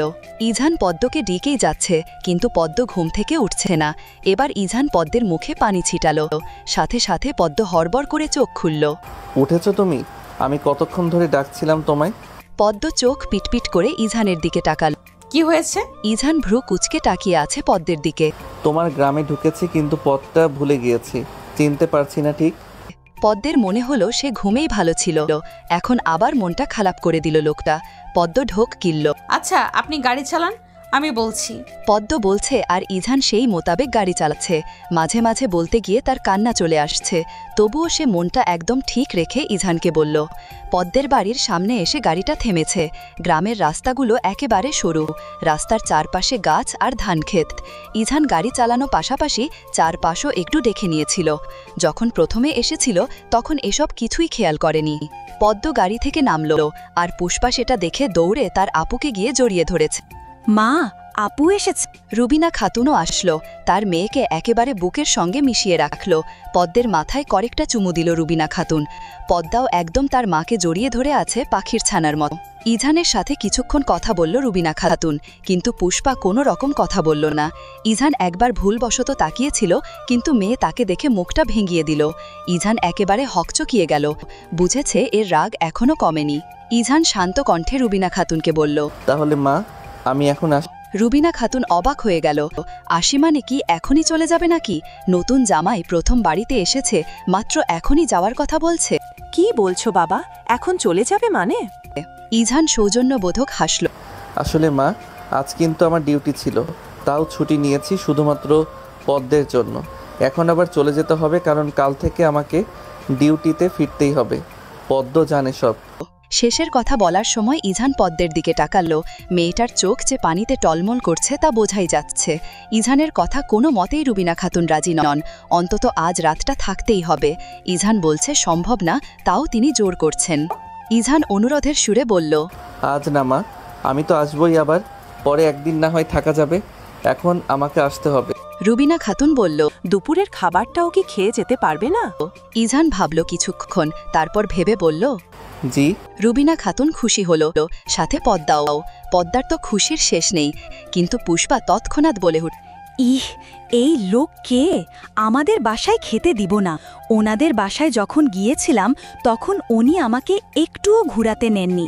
আবার একদিন প্রায় দুপুরের সময় সকালের নাস্তা খেতে দিয়েছিলেন। পুষ্পের কথায় ইজান লজ্জা পেল। এই বিচ্ছু মেয়ে যে একদম সরাসরি অপমান করে দেয় কে জানত। রুবিনা খাতুন পুষ্পাকে চোখ রাঙাচ্ছে, এই মেয়ে কখনো ভালো হবে না। বাবা, তুমি কিছু মনে করো না ওর কথায়, ও এমনই। আমি কত বকি, কিন্তু সে বকা খাওয়ার পর সব আবার ভুলে যায়। ইজান পুষ্পের দিকে তীক্ষ্ণ দৃষ্টিতে তাকাল। সমস্যা নেই মা। রুবিনা খাতুন পদ্মের উদ্দেশ্যে বলল, পদ্ম, ইজহান, বাবাকে ভেতরে নিয়ে যা। ইজহান পদ্মের সাথে ভিতরে ঢুকল। পদ্ম রুমে গিয়ে শটান হয়ে শুয়ে পড়েছে। ইজহান পকেটে হাত গুজে পদ্মের সোজাসুজি দাঁড়াল। এসেছো তো ঘুমিয়ে ঘুমিয়ে, যেখানে আমার ক্লান্ত হয়ে বিছানায় শুয়ে থাকার কথা সেখানে তুমি কাজটা করছো। পদ্ম অন্যদিকে ফিরে গেল। ইজহান এটা দেখে পদ্মের পাশাপাশি শুয়ে পড়েছে। চলেই তো যাব একটু পর, তাও রাগ দেখাচ্ছ। পদ্ম ইজহানের দিকে ফিরল। এবার রাগ করছি না তো, আমার আসলে ভালো লাগছে না। কেন লাগছে না? জানি না। কেন জানো না? আমি চলে গেলে ভালো লাগবে তোমার? পদ্ম ইজহানকে জড়িয়ে ধরেছে। ইজহান হাসছে, মেয়েটা একটু পাগলাটে ধরনের। আপনি চলে গেলে আমার একটুও ভালো লাগবে না ডাক্তার সাহেব। ইজহান পদ্মকে কিছু বলতে যাব তার আগেই ডাক পড়েছে। পুষ্পা দরজার ওপাশ থেকে বলল তারা যেন তাড়াতাড়ি খেতে আসে। পদ্মের খাওয়া আগেই শেষ, কিন্তু ইজহানের জন্য বসে রইল। তাদের খাওয়া শেষ করে পদ্ম আর ইজহান রুমে আসলো। ভাবতেই মন কেমন করে উঠল, কারণ এই তো এখনই ইজহান চলে যাবে। পদ্ম আর ইজহান পাশাপাশি বসেছে, দুজনেই চুপ করে আছে। ইজহান পদ্মের মাথায় হাত দিয়ে বলল, শোনো, এক্সামগুলো ঠিকঠাক মতো দিবে। আমি হয়তো আসতেও পারি, আবার নাও আসতে পারি। চেষ্টা করব আসার জন্য। তুমি কিন্তু ভালো করে এক্সাম দিবে। হুম। ইজান ভেবেছে পদ্ম আর কিছু বলবে না, তাই সে বলল, তাহলে আসি। হ্যাঁ, ঠিকঠাক মতো চলবে, আমি কল দিব। পদ্ম ইজানের হাত ধরে বলল। এত তারা কিসের, আর একটু বসুন না। ইজান পদ্মকে মোবাইলটা দেখালো, যেখান বড় করে উল্লেখ করা 5:45 বাজে। দেখো, অলরেডি আমি লেট করে ফেলেছি অনেক। আমাকেও তো বাসায় ফিরতে হবে, তাই না? পদ্ম এখন আবার কেঁদে উঠল। আজ থাকলে কি এমন হতো? ইজান হেসে পদ্মের গালে হাত বুলাচ্ছে। এই 2 দিন তুমি যতবার কেঁদেছো, জীবনেও মনে হয় এতবার কাঁদনি। পদ্ম ইজানকে অবাক করে দিয়ে একটা কাজ করল। পদ্ম ইজানের ওষ্ঠে তার ওষ্ঠ ছুঁয়ে দিল। মুহূর্তেই পদ্ম নিজেই চোখটা বন্ধ করে ফেলল, কিন্তু ইজান ব্যাটা তো ছাড়ছে না। পদ্ম অনেক কষ্টে ছাড়িয়ে নিল নিজেকে। অধিক মুখ রেখে বলল, আপনি কোনো মেয়ের দিকে তাকাবেন না ডাক্তার সাহেব, পদ্মফুল কিন্তু রাগ করবে। এবার আপনি আসতে পারেন। পদ্মের পরীক্ষা শুরু হয়েছে 4 দিন হলো। এর মাঝে 2টো পরীক্ষাও শেষ।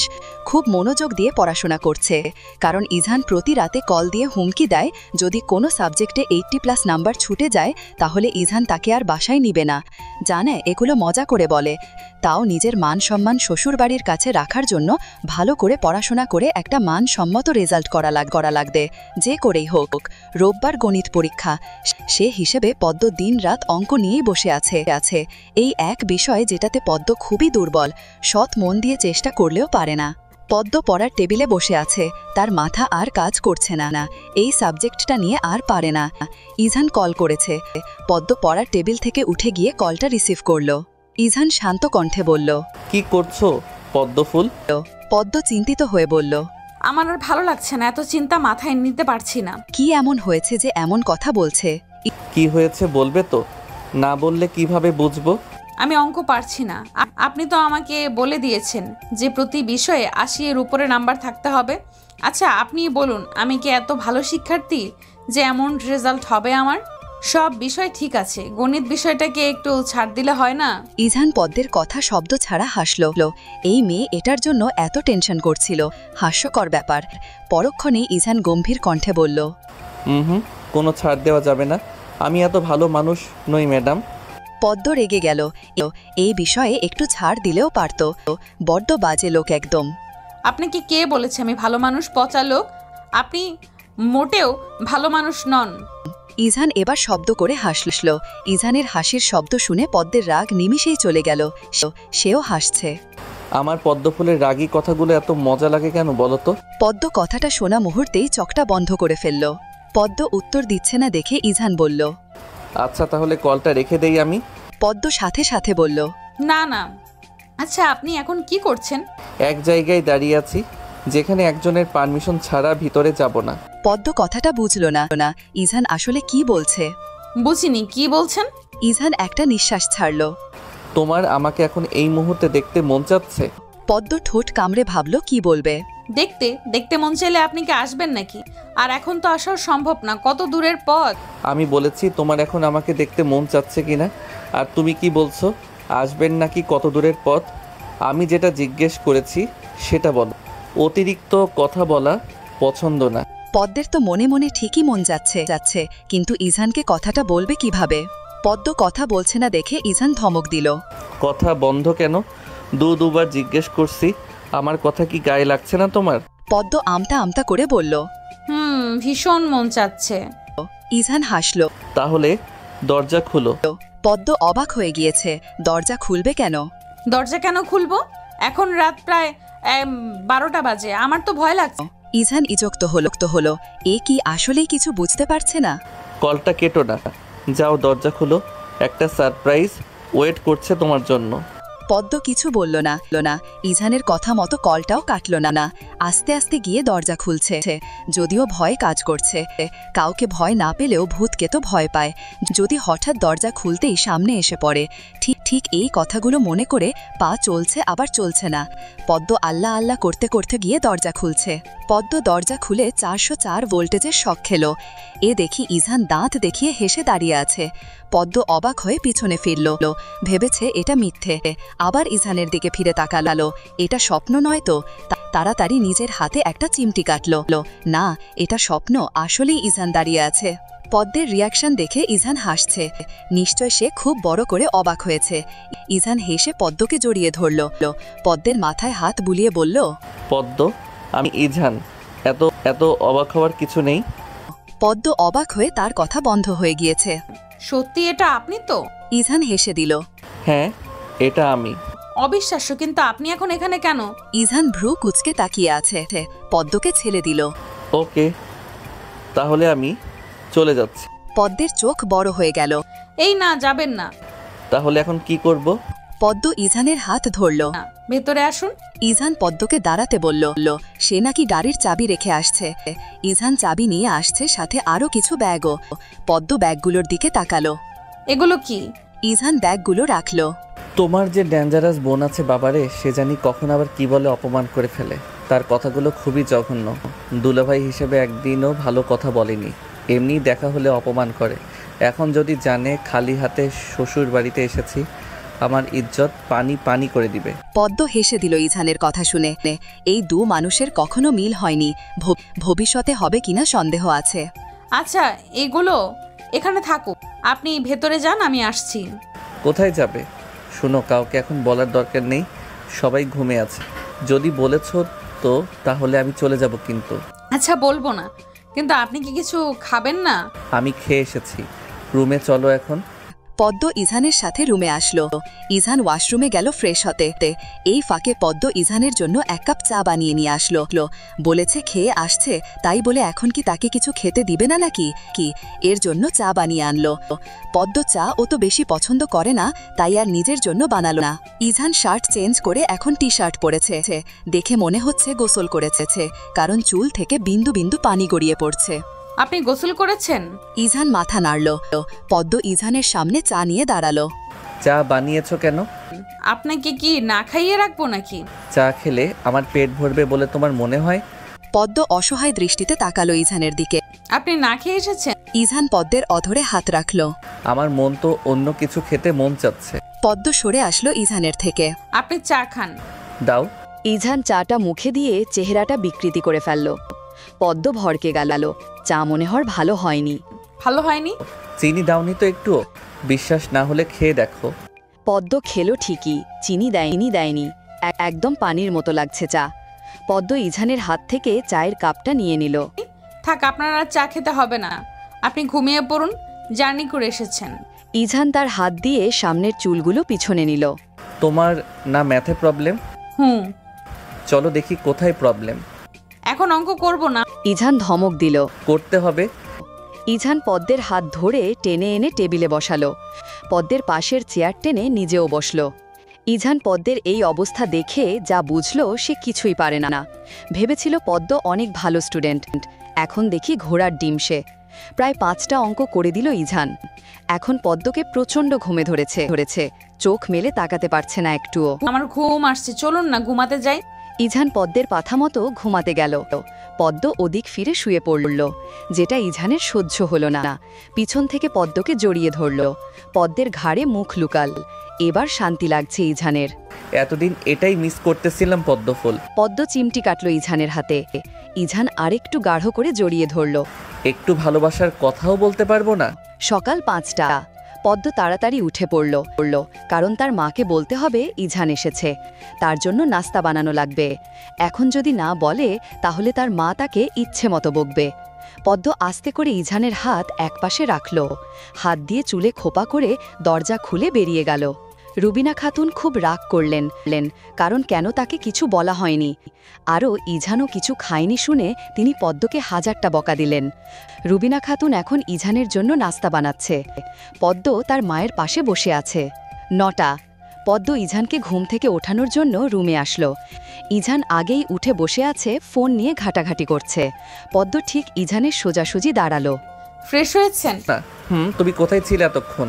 ঘুম থেকে উঠে পাইনি কেন তোমায়? আমি মায়ের কাছে গিয়েছিলাম, মা খুব বকেছে, কেন জানাইনি। আচ্ছা, খেতে আসুন এখন। আগে তো স্পেশাল কিছু পাই, তারপর খাবো। স্পেশাল কিছু কি আবার? উফ, তুমি এত বোকা কেন পদ্মফুল? আমার মনের ভাষা বুঝতে পারো না কেন? তুমি বড় হলে না? ইজান পদ্মকে টেনে তার কোলে বসালো। পদ্ম হচককিয়ে গেল। পদ্মের গালে সুন্দর করে চুমু বসিয়ে দিল। পদ্ম ইজানের হাত খামচে ধরল। তাদের এই মুহূর্তে পুষ্পের আগমন ঘটল। আপু, মা ডাকছে। দুর্ভাগ্যবশত পুষ্প দেখে ফেলল। সাথে সাথে পুষ্প ওদিক ফিরে গেল। ছি ছি, কি দেখে ফেললাম। পদ্ম জোর করে ইজানের থেকে নিজেকে ছাড়িয়ে নিয়েছে। ইস, এমনটা না হলেও পারত। এখন পুষ্পের সামনে মুখ দেখাবে কি করে? ইজান শান্ত কণ্ঠে বলল, ছি করো না, দোষটা তোমারই ছিল। তুমি ভুল সময়ে এসে পড়েছ। এগুলো আবার কারো কাছে বলতে যেও না। ইজান পুষ্পকে তার গাড়ি দিয়ে ইচ্ছে মতো ঘুরিয়েছে। এখন পুষ্পের কোনো রাগ নেই ইজানের প্রতি। বরং ইজান যদি গ্রামে আসে তাহলে সবচেয়ে বেশি পুষ্প খুশি হয়। দেখতে দেখতে পদ্মের পরীক্ষাও শেষ হয়ে গেল। আজ সে আবারও ঢাকা শহরে দ্বিতীয়বারের মতো পা রাখবে। এ যেন এক অদ্ভুত অনুভূতি। প্রথমবার যেমন লেগেছিল এবারও ঠিক ওরকমই লাগছে। পদ্ম তার ব্যাগ গোছাচ্ছে আর মুচকি মুচকি হাসছে। পদ্মের হাসি দেখে পুষ্পের রাগ হলো ভীষণ। পদ্ম চলে যাবে দেখে সে মন খারাপ করে বসে আছে, আর এদিকে পদ্ম হেসেই যাচ্ছে। এক প্রকার রাগ হয়ে পুষ্প পদ্মের সাথে কথা বলছে না। রুবিনা খাতুনেরও মনটা খারাপ হয়ে আছে। তার মেয়ে এতদিন ছিল, আজ চলে যাবে। পদ্ম এবারও গ্রাম থেকে আসার সময় কান্না করেছে, যেটা দেখে ইজান খুব বিরক্ত হয়েছে। এখনও গাড়িতে বসে ক্রমাগত চোখেও পানি ফেলছে। তোমার আসলে সমস্যা কি বলো তো? পদ্ম ইজানের দিকে তাকালো। কোন সমস্যার কথা বলছেন? এই যে তুমি গ্রামে যাওয়ার সময় কাঁদো, আবার আসার সময়ও ঠিক একই কাজ করো, সেটাই জিজ্ঞেস করছি। তোমার সমস্যাটা আসলে কোন জায়গায়? পদ্ম মুখ ফিরিয়ে নিল। সমস্যা মানে কি সে জানে না? গ্রাম থেকে চলে আসার পর যে তার কষ্ট হচ্ছে, সব সময় উল্টোপাল্টা কথা শুধু। কথা বলছো না কেন? কি বলবো আমি? যদি বলতেই না পারো তাহলে কাঁদবে না। মেয়ে মানুষ যে এত কাঁদতে পারে তোমাকে না দেখলে জানতামই না। যদি আর একবার কাঁদো তাহলে তোমাকে এখানেই রেখে আমি চলে যাব। পদ্ম কিছু বলল না, মাথাটা হেলিয়ে দিল সিটে। চোখ জ্বলছে। একটু ঘুমালে ভালো হতো। পদ্ম ঘুমিয়ে গেল। অনেকক্ষণ পদ্মের পাশ থেকে কোনো সাড়া শব্দ আসছে না বলে ইজান পদ্মের দিকে তাকালো। পদ্ম ঘুমাচ্ছে দেখে ইজান মনে মনে বলল, সারা দিন কাঁদবে আর ঘুমাবে, এই কাজ তার। ইজান পদ্মকে নিয়ে শেখ ভিলায় আসলো। এখানে কিন্তু আজ থাকবে না। হঠাৎ ইজানের মন চাচ্ছিল তার মা বাবার সাথে পদ্মের দেখা করানোর দরকার আছে। তার ওপর ইজনিয়া বলেছিল পদ্মের পরীক্ষা শেষ হলে পদ্মকে নিয়ে সর্বপ্রথম যেন এখানেই আসে। পদ্ম ইজানের আগে তড়িঘড়ি করে বাসার ক্রলিং চাপ দিল। ইজনিয়া দরজা খুলল। পদ্মকে দেখে সুন্দর করে হাসি দিল। কেমন আছো ভাবি? ভালো আছি আপু, তুমি কেমন আছো? আমিও ভালো আছি। তাদের দুজনের আলাপে ইজান আসলো। তার মেজাজটা চটে গিয়েছে। দরজার সামনে দাঁড়িয়ে আবার কিসের কথা? ভিতরে গিয়েও তো বলতে পারে। ইজনিয়া সর সামনে থেকে। তুই যেভাবে দাঁড়িয়ে আছিস মনে হচ্ছে আমাদের ভিতরে ঢুকতে দিবি না। আর এখানে দাঁড়িয়ে কিসের কথা? ইজনিয়া সরে আসলো। ইজান দ্রুত পায়ে উঠে উপরে উঠে গেল। নিজের রুমে চলে গেল। পদ্ম ইজনিয়ার সাথে কথা বলতে মুনিরা শেখের কাছে যাচ্ছে। মুনিরা শেখ পদ্মকে জড়িয়ে ধরল। কেমন আছো পদ্ম? ভালো আছি, আপনি কেমন আছেন? বাবা কি বাসায় নেই? মুনিরা শেখ হাসল। আমিও ভালো আছি। না, সে কি আর বাসায় থাকে বলো? আচ্ছা, তুমি এত দূর থেকে এসেছো, ফ্রেশ হতে যাও, পরে না হয় কথা বলা। পদ্ম রুমে আসলো। ইজান রেডি হচ্ছে, হয়তো কোথাও যাবে। কোথায় যাচ্ছে? একটু বাহিরে যাচ্ছি। কেন? সেটা আপাতত আপনার না জানলেও চলবে ম্যাডাম। যান, গিয়ে আগে ফ্রেশ হন। পদ্ম ফ্রেশ হতে চলে গেল। এই লোকের সাথে কথা বলাই বেকার। আসল কথা তো বলবে না, জানা আছে পদ্মের। পদ্ম এসে দেখে ইজান এখনো বসে আছে। জাননি এখনো? ইজান পদ্মের দিকে তাকালো। যাব, তুমি আসার জন্য ওয়েট করছিলাম। ও। ইজান উঠে পদ্মের ভিজা চুলে হাত রাখলো। আসছি আমি, তুমি সাবধানে থেকো। পদ্ম মাথা নাড়ল। ইজান চলে গিয়েছে। পদ্ম ইজনিয়ার রুমে আসলো, কারণ একা একা রুমে ভালো লাগছে না। একা কি থাকা যায় নাকি? পদ্ম ইজনিয়ার রুমের সামনে দাঁড়ালো। আপু আসবো? ইজনিয়া এতক্ষণ বই পড়ছিল। পদ্মের ডাকে মাথা তুলে তাকালো। ও ভাবি, তুমি? জি আপু। আরে আসো আসো, বাহিরে দাঁড়িয়ে আছো কেন? পদ্ম পদ্মের সোজাসুজি বসল। বই পড়ছিলে আপু? ইজনিয়া হেসে উত্তর দিল, নিজের মেন সাবজেক্টগুলো পড়ে শেষ করতে পারি না, কিন্তু এই উপন্যাসের বই ছাড়াও আবার থাকতে পারি না, অভ্যাস হয়ে গিয়েছে। আপু তুমি না মেডিকেলে পড়ছো, তুমি কি তার মতো ডাক্তার হবে? ভাইয়ের বোন যদি ভাইয়ের মতো না হয় তাহলে তো আর মান সম্মান থাকবে না। তবে ভাইয়ের মতো এত ভালো স্টুডেন্ট না, আবার খারাপও না। ও আচ্ছা আপু, তাহলে ইজান ভাইয়া তো অনেক ভালো স্টুডেন্ট। তুমি তো তাও মেডিকেলে পড়ছো, আমি তো সেটাও পড়বো না, মাথায় নেই কিছু। ইজনিয়া হাসছে পদ্মের কথা শুনে। তুমিও তাহলে ভাইয়াকে ভাইয়া ডাকা শুরু করেছো? পদ্ম মুচকি মুচকি হাসছে। ইজানকে একবার ভাইয়া বললে কি যে শান্তি লাগতো তার। ইস, একদিন সে ভাইয়া বলেই ছাড়বে। আচ্ছা, পদ্ম যখন ভাইয়া বলবে তখন ইজানের চেহারাটা ঠিক কেমন দেখতে হবে? নিশ্চয়ই ইজান রেগে যাবে পদ্মের কথা। ইজানকে রাগানোর একমাত্র উপায় পেয়ে গিয়েছে। অনেকক্ষণ ইজনিয়া আর পদ্ম কথা বলল। একসময় পদ্মের ঘুম চলে এসেছে। পদ্ম ইজনিয়ার রুমেই ঘুমিয়ে গেল। পদ্মের ঘুম ভাঙল যখন একটু আদ্য সন্ধ্যা হয়ে এসেছে। তখন বাসায় অনেক মানুষের আওয়াজ শোনা যাচ্ছে। পদ্ম তড়িঘড়ি করে ঘুম থেকে উঠল। ইজনিয়া নেই রুমে। ইজনিয়ার রুমের পাশ দিয়ে একটা বাচ্চা ছেলে দৌড় দিয়ে যাচ্ছে। পদ্ম চোখ বড় বড় করে তাকিয়ে আছে, এই ছেলে আবার কোথা থেকে এসেছে? কখনো এ বাসায় দেখিনি এই বাচ্চাকে। পদ্ম হড়বড় করে উঠে ছেলেটাকে ধরল। তুমি কে? এখানে এসেছো কিভাবে? বাচ্চাটা ভয় পেল পদ্মকে দেখে। ছালো আমালে। পদ্ম আরও বাচ্চাটার হাত চেপে ধরে বলল, আগে বলো এখানে কিভাবে এসেছো, কার সাথে এসেছো? তোমাকে আগে আমি দেখিনি কেন? বাচ্চাটা পদ্মের হাতে খুব জোরে কামড় বসালো। পদ্ম মুখ খিচে আছে। ছোট হলে কি হবে, দাঁতের যে পাওয়ার! পদ্মের হাতে একদম দাগ বসে গেল। পদ্ম যেহেতু ফর্সা বেশি, তাই সাথে সাথে জায়গাটা লাল হয়ে গেল। কামড় দিচ্ছ, দাও, তাও ছাড়বো না তোমাকে। বাচ্চাটা পদ্মকে ছেড়ে দিল। আমাল মাম্মালের মালির বাসায় এসেছি।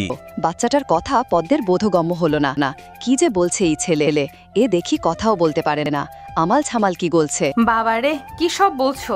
তোমাকে ধরে রেখে লাভ নেই, যাও দৌড় দাও। পদ্ম বেসিনে এসে মুখ ধুচ্ছিল। বাচ্চাটার দেওয়া কামড় দেখছে। কি ভয়ঙ্কর ছেলে! একবারে কামড়ে লাল করে দিয়েছে। খুবই পাজি ছেলে একদম। পদ্ম রুম থেকে বের হয়ে সে রীতিমতো অবাক হয়ে আছে। সোফায় কিছু মহিলা বসে আছে। পদ্ম এখনো বুঝল না এরা কিভাবে এসেছে এখানে আর কেনই বা এসেছে। পদ্ম রান্নাঘরে আসলো। মুনিরা শেখ রান্না করছে। তার পাশে দুজন মহিলা দাঁড়িয়ে আছে। পদ্ম মুনিরা শেখের কাছে একদম ঘেঁষে দাঁড়ালো। মুনিরা শেখ পদ্মের দিকে তাকালো। পদ্মের হাত ধরে তার পাশে দাঁড় করালো। এই যে পদ্ম, ইজানের বউ, ও এতক্ষণ ঘুমেছিল তাই তোমরা দেখতে পাওনি। পদ্ম, ওনারা আমাদের খুব ঘনিষ্ঠ মানুষ হয়। একজন তোমার খালা শাশুড়ি, আরেকজন মামি শাশুড়ি। পদ্ম হেসে তাদের সালাম দিল। তাদের সাথে কথা বলল। মুনিরা শেখ একজনকে বলল, তুমি একটু এদিকটা দেখো, আমি পদ্মকে নিয়ে রুমে যাচ্ছি। অতপর মুনিরা শেখ পদ্মকে নিয়ে তার রুমে আসলো। একটা সুন্দর কালো কাতান শাড়ি বের করে দিল পদ্ম। এটা পরে নিও, বুঝেছো? অনেক মানুষ আসছে, আরও আসবে, তাড়াতাড়ি পরে নিচে আসো। পদ্ম শাড়িটার দিকে তাকালো। কেন শাড়ি পরবে? মা, শাড়ি পরবো কেন? আজ ইজহানের জন্মদিন। পরশুদিন রাতে ইজহান শাড়িটা আমার কাছে এনে দিয়েছে আর বলেছে ওর জন্মদিনের দিন যেন তুমি এটা। পদ্ম অবাক হয়ে গিয়েছে। আজ ইজহানের জন্মদিন, অথচ ইজহান একবারও তাকে বলেনি। এতটাই পর ভাবে ইজহান। তার প্রতি প্রচুর অভিমান জন্মালো পদ্মের ক্ষুদ্র। ওনার জন্মদিন? হ্যাঁ, আচ্ছা তুমি শাড়ি পরে রেডি হয়ে নিচে এসো। ইজহান কিছুক্ষণ পর চলে আসবে, সাথে ওর হসপিটালের অনেক লোকজনও আসবে। আমি নিচে যাই, অনেক কাজ পড়ে রয়েছে। পদ্ম বসে রইল। ইজহান একবার বলতেই পারত তার আজ জন্মদিন, একবার বলেনি। আজ আসুক, একটু কথা বলবে না। দিন দিন বেশি বাজে হচ্ছে লোকটা। পদ্মের মনে শুধু একটাই দুঃখ, কেন ইজহান তাকে কিছু বলল না। সব মানুষ জানে, অথচ তার বউকেই বলেনি। আবার বলে ভালোবাসি, একটু বাসে না। যদি ভালোই বাসত তাহলে ঠিকই বলতো। পদ্ম রাগে শাড়িটা নিচে ফেলে দিল। বেশ কিছু সময় বাদে শাড়িটা নিয়ে ইজহানের রুমে আসলো। যেহেতু মুনিরা শেখ বলেছেন শাড়ি পরতে, তাই অনিচ্ছা থাকা সত্ত্বেও শাড়ি পরল। আর তার সেই জাতীয় সাজ, চুলে খোপা করা, চোখে কাজল দেওয়া আর ঠোঁটে একটু লিপস্টিক দিল। পদ্ম আয়নায় দেখে নিজেকে নিজেই বলছে, না খারাপ লাগছে না তো, ভালোই লাগছে। কালো শাড়িতেও মানিয়েছে তাকে। ইজহান বাসায় আসলো। পদ্মের সাথে অনেকবার চোখাচোখি হয়েছিল, কিন্তু পদ্মকে যতবারই ইশারা করে তার কাছে যেতে, পদ্ম ততবারই মুখ ফিরিয়ে নিয়েছে। যতই হোক, আজকে ইজহানের সাথে একটাও কথা বলবে না। ভালো কথা বললেও সে আজ গলবে না, পাথরের ন্যায় শক্ত হয়ে থাকবে। পদ্ম সবার সাথে হেসে হেসে কথা বলছে, শুধু ইজহানের সাথেই বলছে না। এরকম কাহিনী বুঝছে না সে। ইজহান কেক কাটবে এখন, তার আত্মীয় স্বজন সবাই দাঁড়িয়ে আছে তার পাশে, কিন্তু তার বউ একদম দূরে দাঁড়িয়ে আছে। ইজান পদ্মের সামনে এসে দাঁড়ালো। পদ্ম মুখটা ফিরিয়ে নিল। মান অভিমান পরে করো, এখন চলো, তোমাকে ছাড়া আমি কেক কাটবো না। পদ্মকে জোর করে ইজান তার পাশে দাঁড় করালো।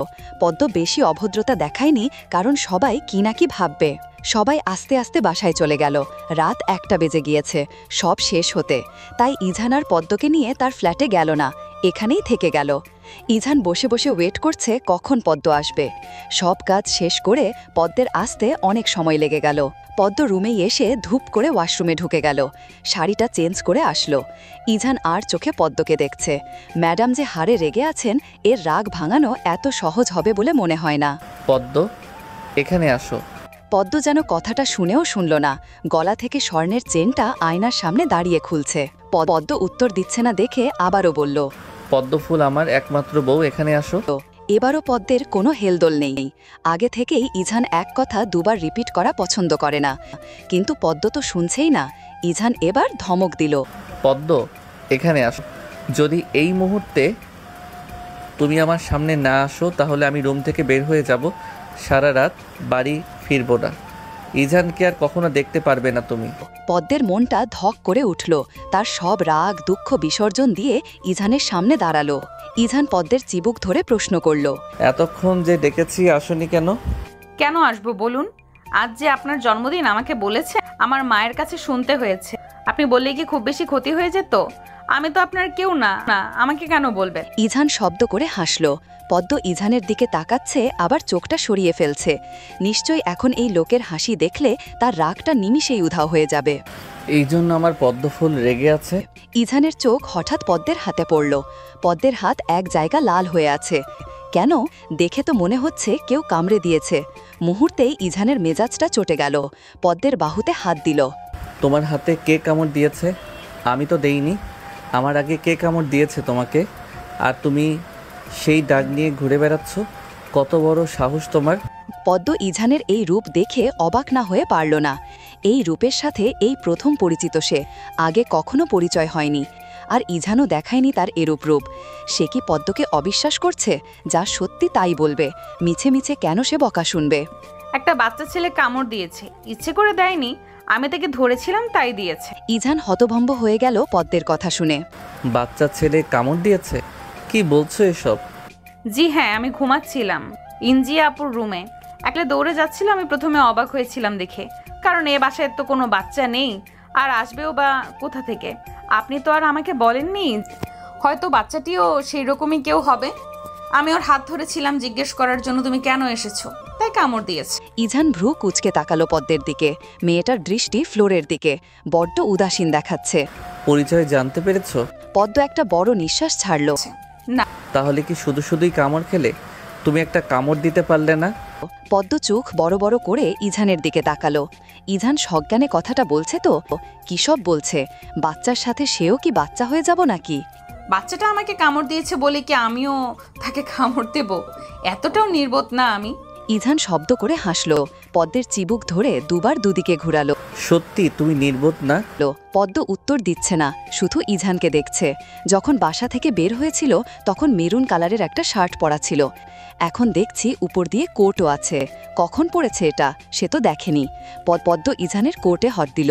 পরপক্ষণেই ইজানের দিকে তাকিয়ে প্রশ্ন করল, এটা কখন পড়েছেন? আমি তো দেখিনি। ইজান পদ্মের হাতের উপর হাত রাখল। তুমি তো রেগে রুমে আসনি, আমি বাহির থেকে এসে এটা পড়েছি। পদ্ম ছোট্ট করে উত্তর দিল। ও। ইজান তার ঠোঁটটা ভিজালো। পদ্ম, তুমি আমাকে গিফট দিবে না? পদ্মের মনটা ছোট হয়ে এলো। ইজান তো তাকে জানায়নি আজ তার জন্মদিন, আবার কিসের গিফটের কথা বলছে। আপনি তো আমাকে জানাননি যে আজ আপনার জন্মদিন। কিসের গিফটের কথা বলছেন? আচ্ছা তাহলে আমি গিফট দেই, বসো তুমি ওখানে। পদ্ম বেডে বসল। ইজান আবার কিসের গিফট দিবে? ইজান কাবার থেকে কিছু প্যাকেট বের করল। ইজান পদ্মের সামনে প্যাকেটগুলো রাখল। পদ্ম শুধু তাকিয়ে তাকিয়ে দেখছে। আজ ইজানের জন্মদিন, অথচ পদ্ম গিফট পাচ্ছে। বিষয়টা অস্বাভাবিক হয়ে গেল না? এগুলো কি? পদ্ম ইজানের দিকে তাকিয়ে প্রশ্ন করেছে। ইজান বুকে হাত গুজে গম্ভীর স্বরে বলল, নিজেই খুলে দেখো। খুলবো? জি ম্যাডাম খুলুন। আপনার জিনিস আপনি খুলবেন না, দেরি করবেন না, তাড়াতাড়ি খুলুন। পদ্ম প্যাকেটগুলো একটা একটা করে খুলছে আর রীতিমতো অবাক হচ্ছে। একটা প্যাকেটে সুন্দর স্বর্ণের চেন পাওয়া গেল, যেখানে অনেকগুলো ইংরেজি শব্দ দিয়ে পদ্ম তার নামটা লেখা। আর একটা প্যাকেটে স্বর্ণের আংটি পেল, লাভ শেপ, মাঝখানে আবার পি লেখা। এই দুটো জিনিস পদ্ম খুব বড়সড় করে অবাক হয়েছিল। আরও একটা ব্যাগে গাঢ় নীল জামদানি শাড়ি, নীল চুড়ি, সাদা গাজরা, দুটো কাজল আর একটা লিপস্টিক পেল। এটো উপহারের মাঝে এক অমায়িক সুন্দরী কন্যা বসে আছে, যাকে অপলক নয়নে তাকিয়ে দেখছে ইজহান। ইস, মেয়েটা একটু বেশিই সুন্দর, এত সুন্দর না হলেও পারত। আর এই দিকে পদ্ম অবাক চাহনিতে শুধু এগুলো দেখছে, কোনো কিছুই মাথায় ঢুকছে না। এগুলো কি? জন্মদিন তো আপনার, গিফট আমার জন্য এনেছেন কেন? ইজহান কার কপালের সামনে এসে পড়া চুলগুলো হাত দ্বারা পিছনে নিল। মনে আছে বিয়ের পর এই পর্যন্ত আমি তোমাকে একটাও গিফট দেইনি। তোমার জন্মদিনে বলেছিলাম সব গিফট একসাথে দিব, তাই আজ দিয়ে দিলাম। তাই বলে এত কিছু? জি, কেন ম্যাডাম, আপনি খুশি হননি? আপনার মুখে তো হাসি নেই, আসলে আপনি খুশি হননি? এটা কি আমি ধরে নিব? না না, আমি ভীষণ খুশি হয়েছি, ধন্যবাদ। একটা কথা বলবো পদ্ম? পদ্ম মাথা নাড়ল। তুমি যে তখন শাড়ি পরেছো আমি তোমাকে ঠিকমতো মন ভরে দেখতে পারিনি, এখন আবার পরবে? পদ্ম কি বলবে বুঝতে পারছে না। একবার শাড়ি পরেছিল, খুলেও ফেলেছে, এখন কি আবার পরবে? যেহেতু ইজহান এত গিফট দিয়েছে, না করা কি ঠিক হবে? পদ্মের পাশ থেকে কোনো উত্তর না পেয়ে ইজহান ইচ্ছে করেই একটু মন খারাপের অভিনয় করে বলল, যদি তোমার কোনো সমস্যা থাকে তাহলে থাকুক, পড়তে হবে না। পদ্ম দেখছে ইজহানের মনটা খারাপ হয়ে গেল, তাই আর কোনো কিছু না ভেবেই বলল, না, আমি শাড়ি পরব। ইজহানের চোখটা খুশিতে চিকচিক করছে। আচ্ছা তাহলে তুমি পড়ো, আমি বেলকনিতে দাঁড়িয়ে আছি। বলেই ইজহান ব্যালকনিতে চলে গেল। ইজহান চলে যাওয়ার পরই পদ্ম শাড়ি পরতে শুরু করল। শাড়ির সব কিছু ঠিক থাকে, কিন্তু সেই কুচিটা নিয়েই ঝামেলা। কুচি সুন্দর হয়নি। কুচিটা দেখে পদ্ম মুখ কুচকে ফেলল। এটা কবে সুন্দর করে করতে পারবে সে? পদ্ম গলার স্বর উঁচু করে ইজহানকে ডাক দিল, ভেতরে আসুন, শাড়ি পরা শেষ আমার। ইজহান রুমে আসলো। পদ্মকে পা থেকে মাথা পর্যন্ত দেখে নিল। পদ্ম তার চোখে বরাবরই সুন্দর, যে কোনো অবস্থাতেই। ইজহান পদ্মের সামনে ঝুঁকে বসে কুচিটা ঠিক করে দিল। পদ্ম হাসছে। যতবারই পদ্ম শাড়ি পরে ততবারই ইজহান কুচি ঠিক করে দেয়। এই জন্য মাঝে মাঝে আর কুচি সুন্দর করে শিখতে মন চায় না তার। ইজহান উঠে দাঁড়ালো, তার হাত পদ্মের গাল স্পর্শ করে বলল, সুন্দর লাগছে খুব পদ্মফুল। পদ্ম ম্লান হাসল, ধন্যবাদ। শুধুই ধন্যবাদ? এক্সট্রা কিছু দিবে না? পদ্ম ভরকে গেল। কি দিবে আর, তার কাছেই বা কি আছে? কি দিব আপনাকে? আমাকে কাছে তো কিছুই নেই। ইজহান ভ্রু কুচকে তাকালো। সত্যি কিছু নেই? না, নেই। ইজহান পদ্মের চুলের খপাটা তার এক হাত দিয়ে খুলে দিল। এবার বেশি সুন্দর লাগছে। পদ্ম আর চোখে তাকালো ইজহানের দিকে। উনি কি করতে চাচ্ছেন সেটাই বোঝা দায়। এভাবে তাকিয়ে থেকো না পদ্মফুল, প্রেমে পড়ে যাবে। পদ্ম এবার সরাসরি তাকালো ইজহানের দিকে। ইজহান তার সবগুলো দাঁত দেখিয়ে হাসছে। আমার বয়ে গিয়েছে প্রেমে পড়তে। ইজহান পদ্মের হাত ধরে একদম তার সামনে এনে দাঁড় করালো। পদ্ম হাত ছাড়ার জন্য বহুত চেষ্টা করছে, কিন্তু পারছে না।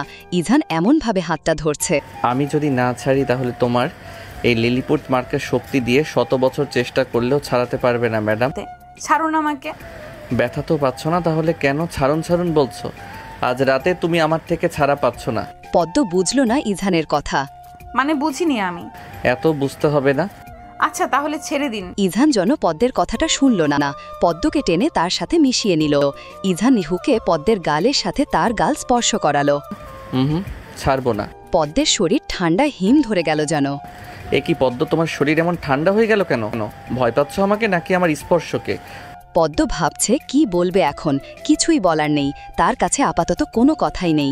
নীরব দর্শক আপাতত। পদ্ম, একটা জিনিস চাই তোমার কাছে। পদ্ম মাথা তুলে তাকালো ইজহানের দিকে। কি? আগে বলো তুমি আমাকে সেটা দিবে যা আমি চাচ্ছি। আমি প্রথম দিন তোমাকে জড়িয়ে ধরার জন্য পারমিশন নিয়েছিলাম, আজও পারমিশন নিচ্ছি, কারণ আমি তোমার কথাকে গুরুত্ব দেই বেশি। তুমি যদি পারমিশন দাও তাহলে। এটুকু বলেই ইজহান থেমে গেল। ইজহানের বলা কথাগুলো ঘোলাটে লাগছে অনেকটা, যা পদ্ম বুঝতে পারছে না। কিসের অনুমতি চাচ্ছেন আপনি?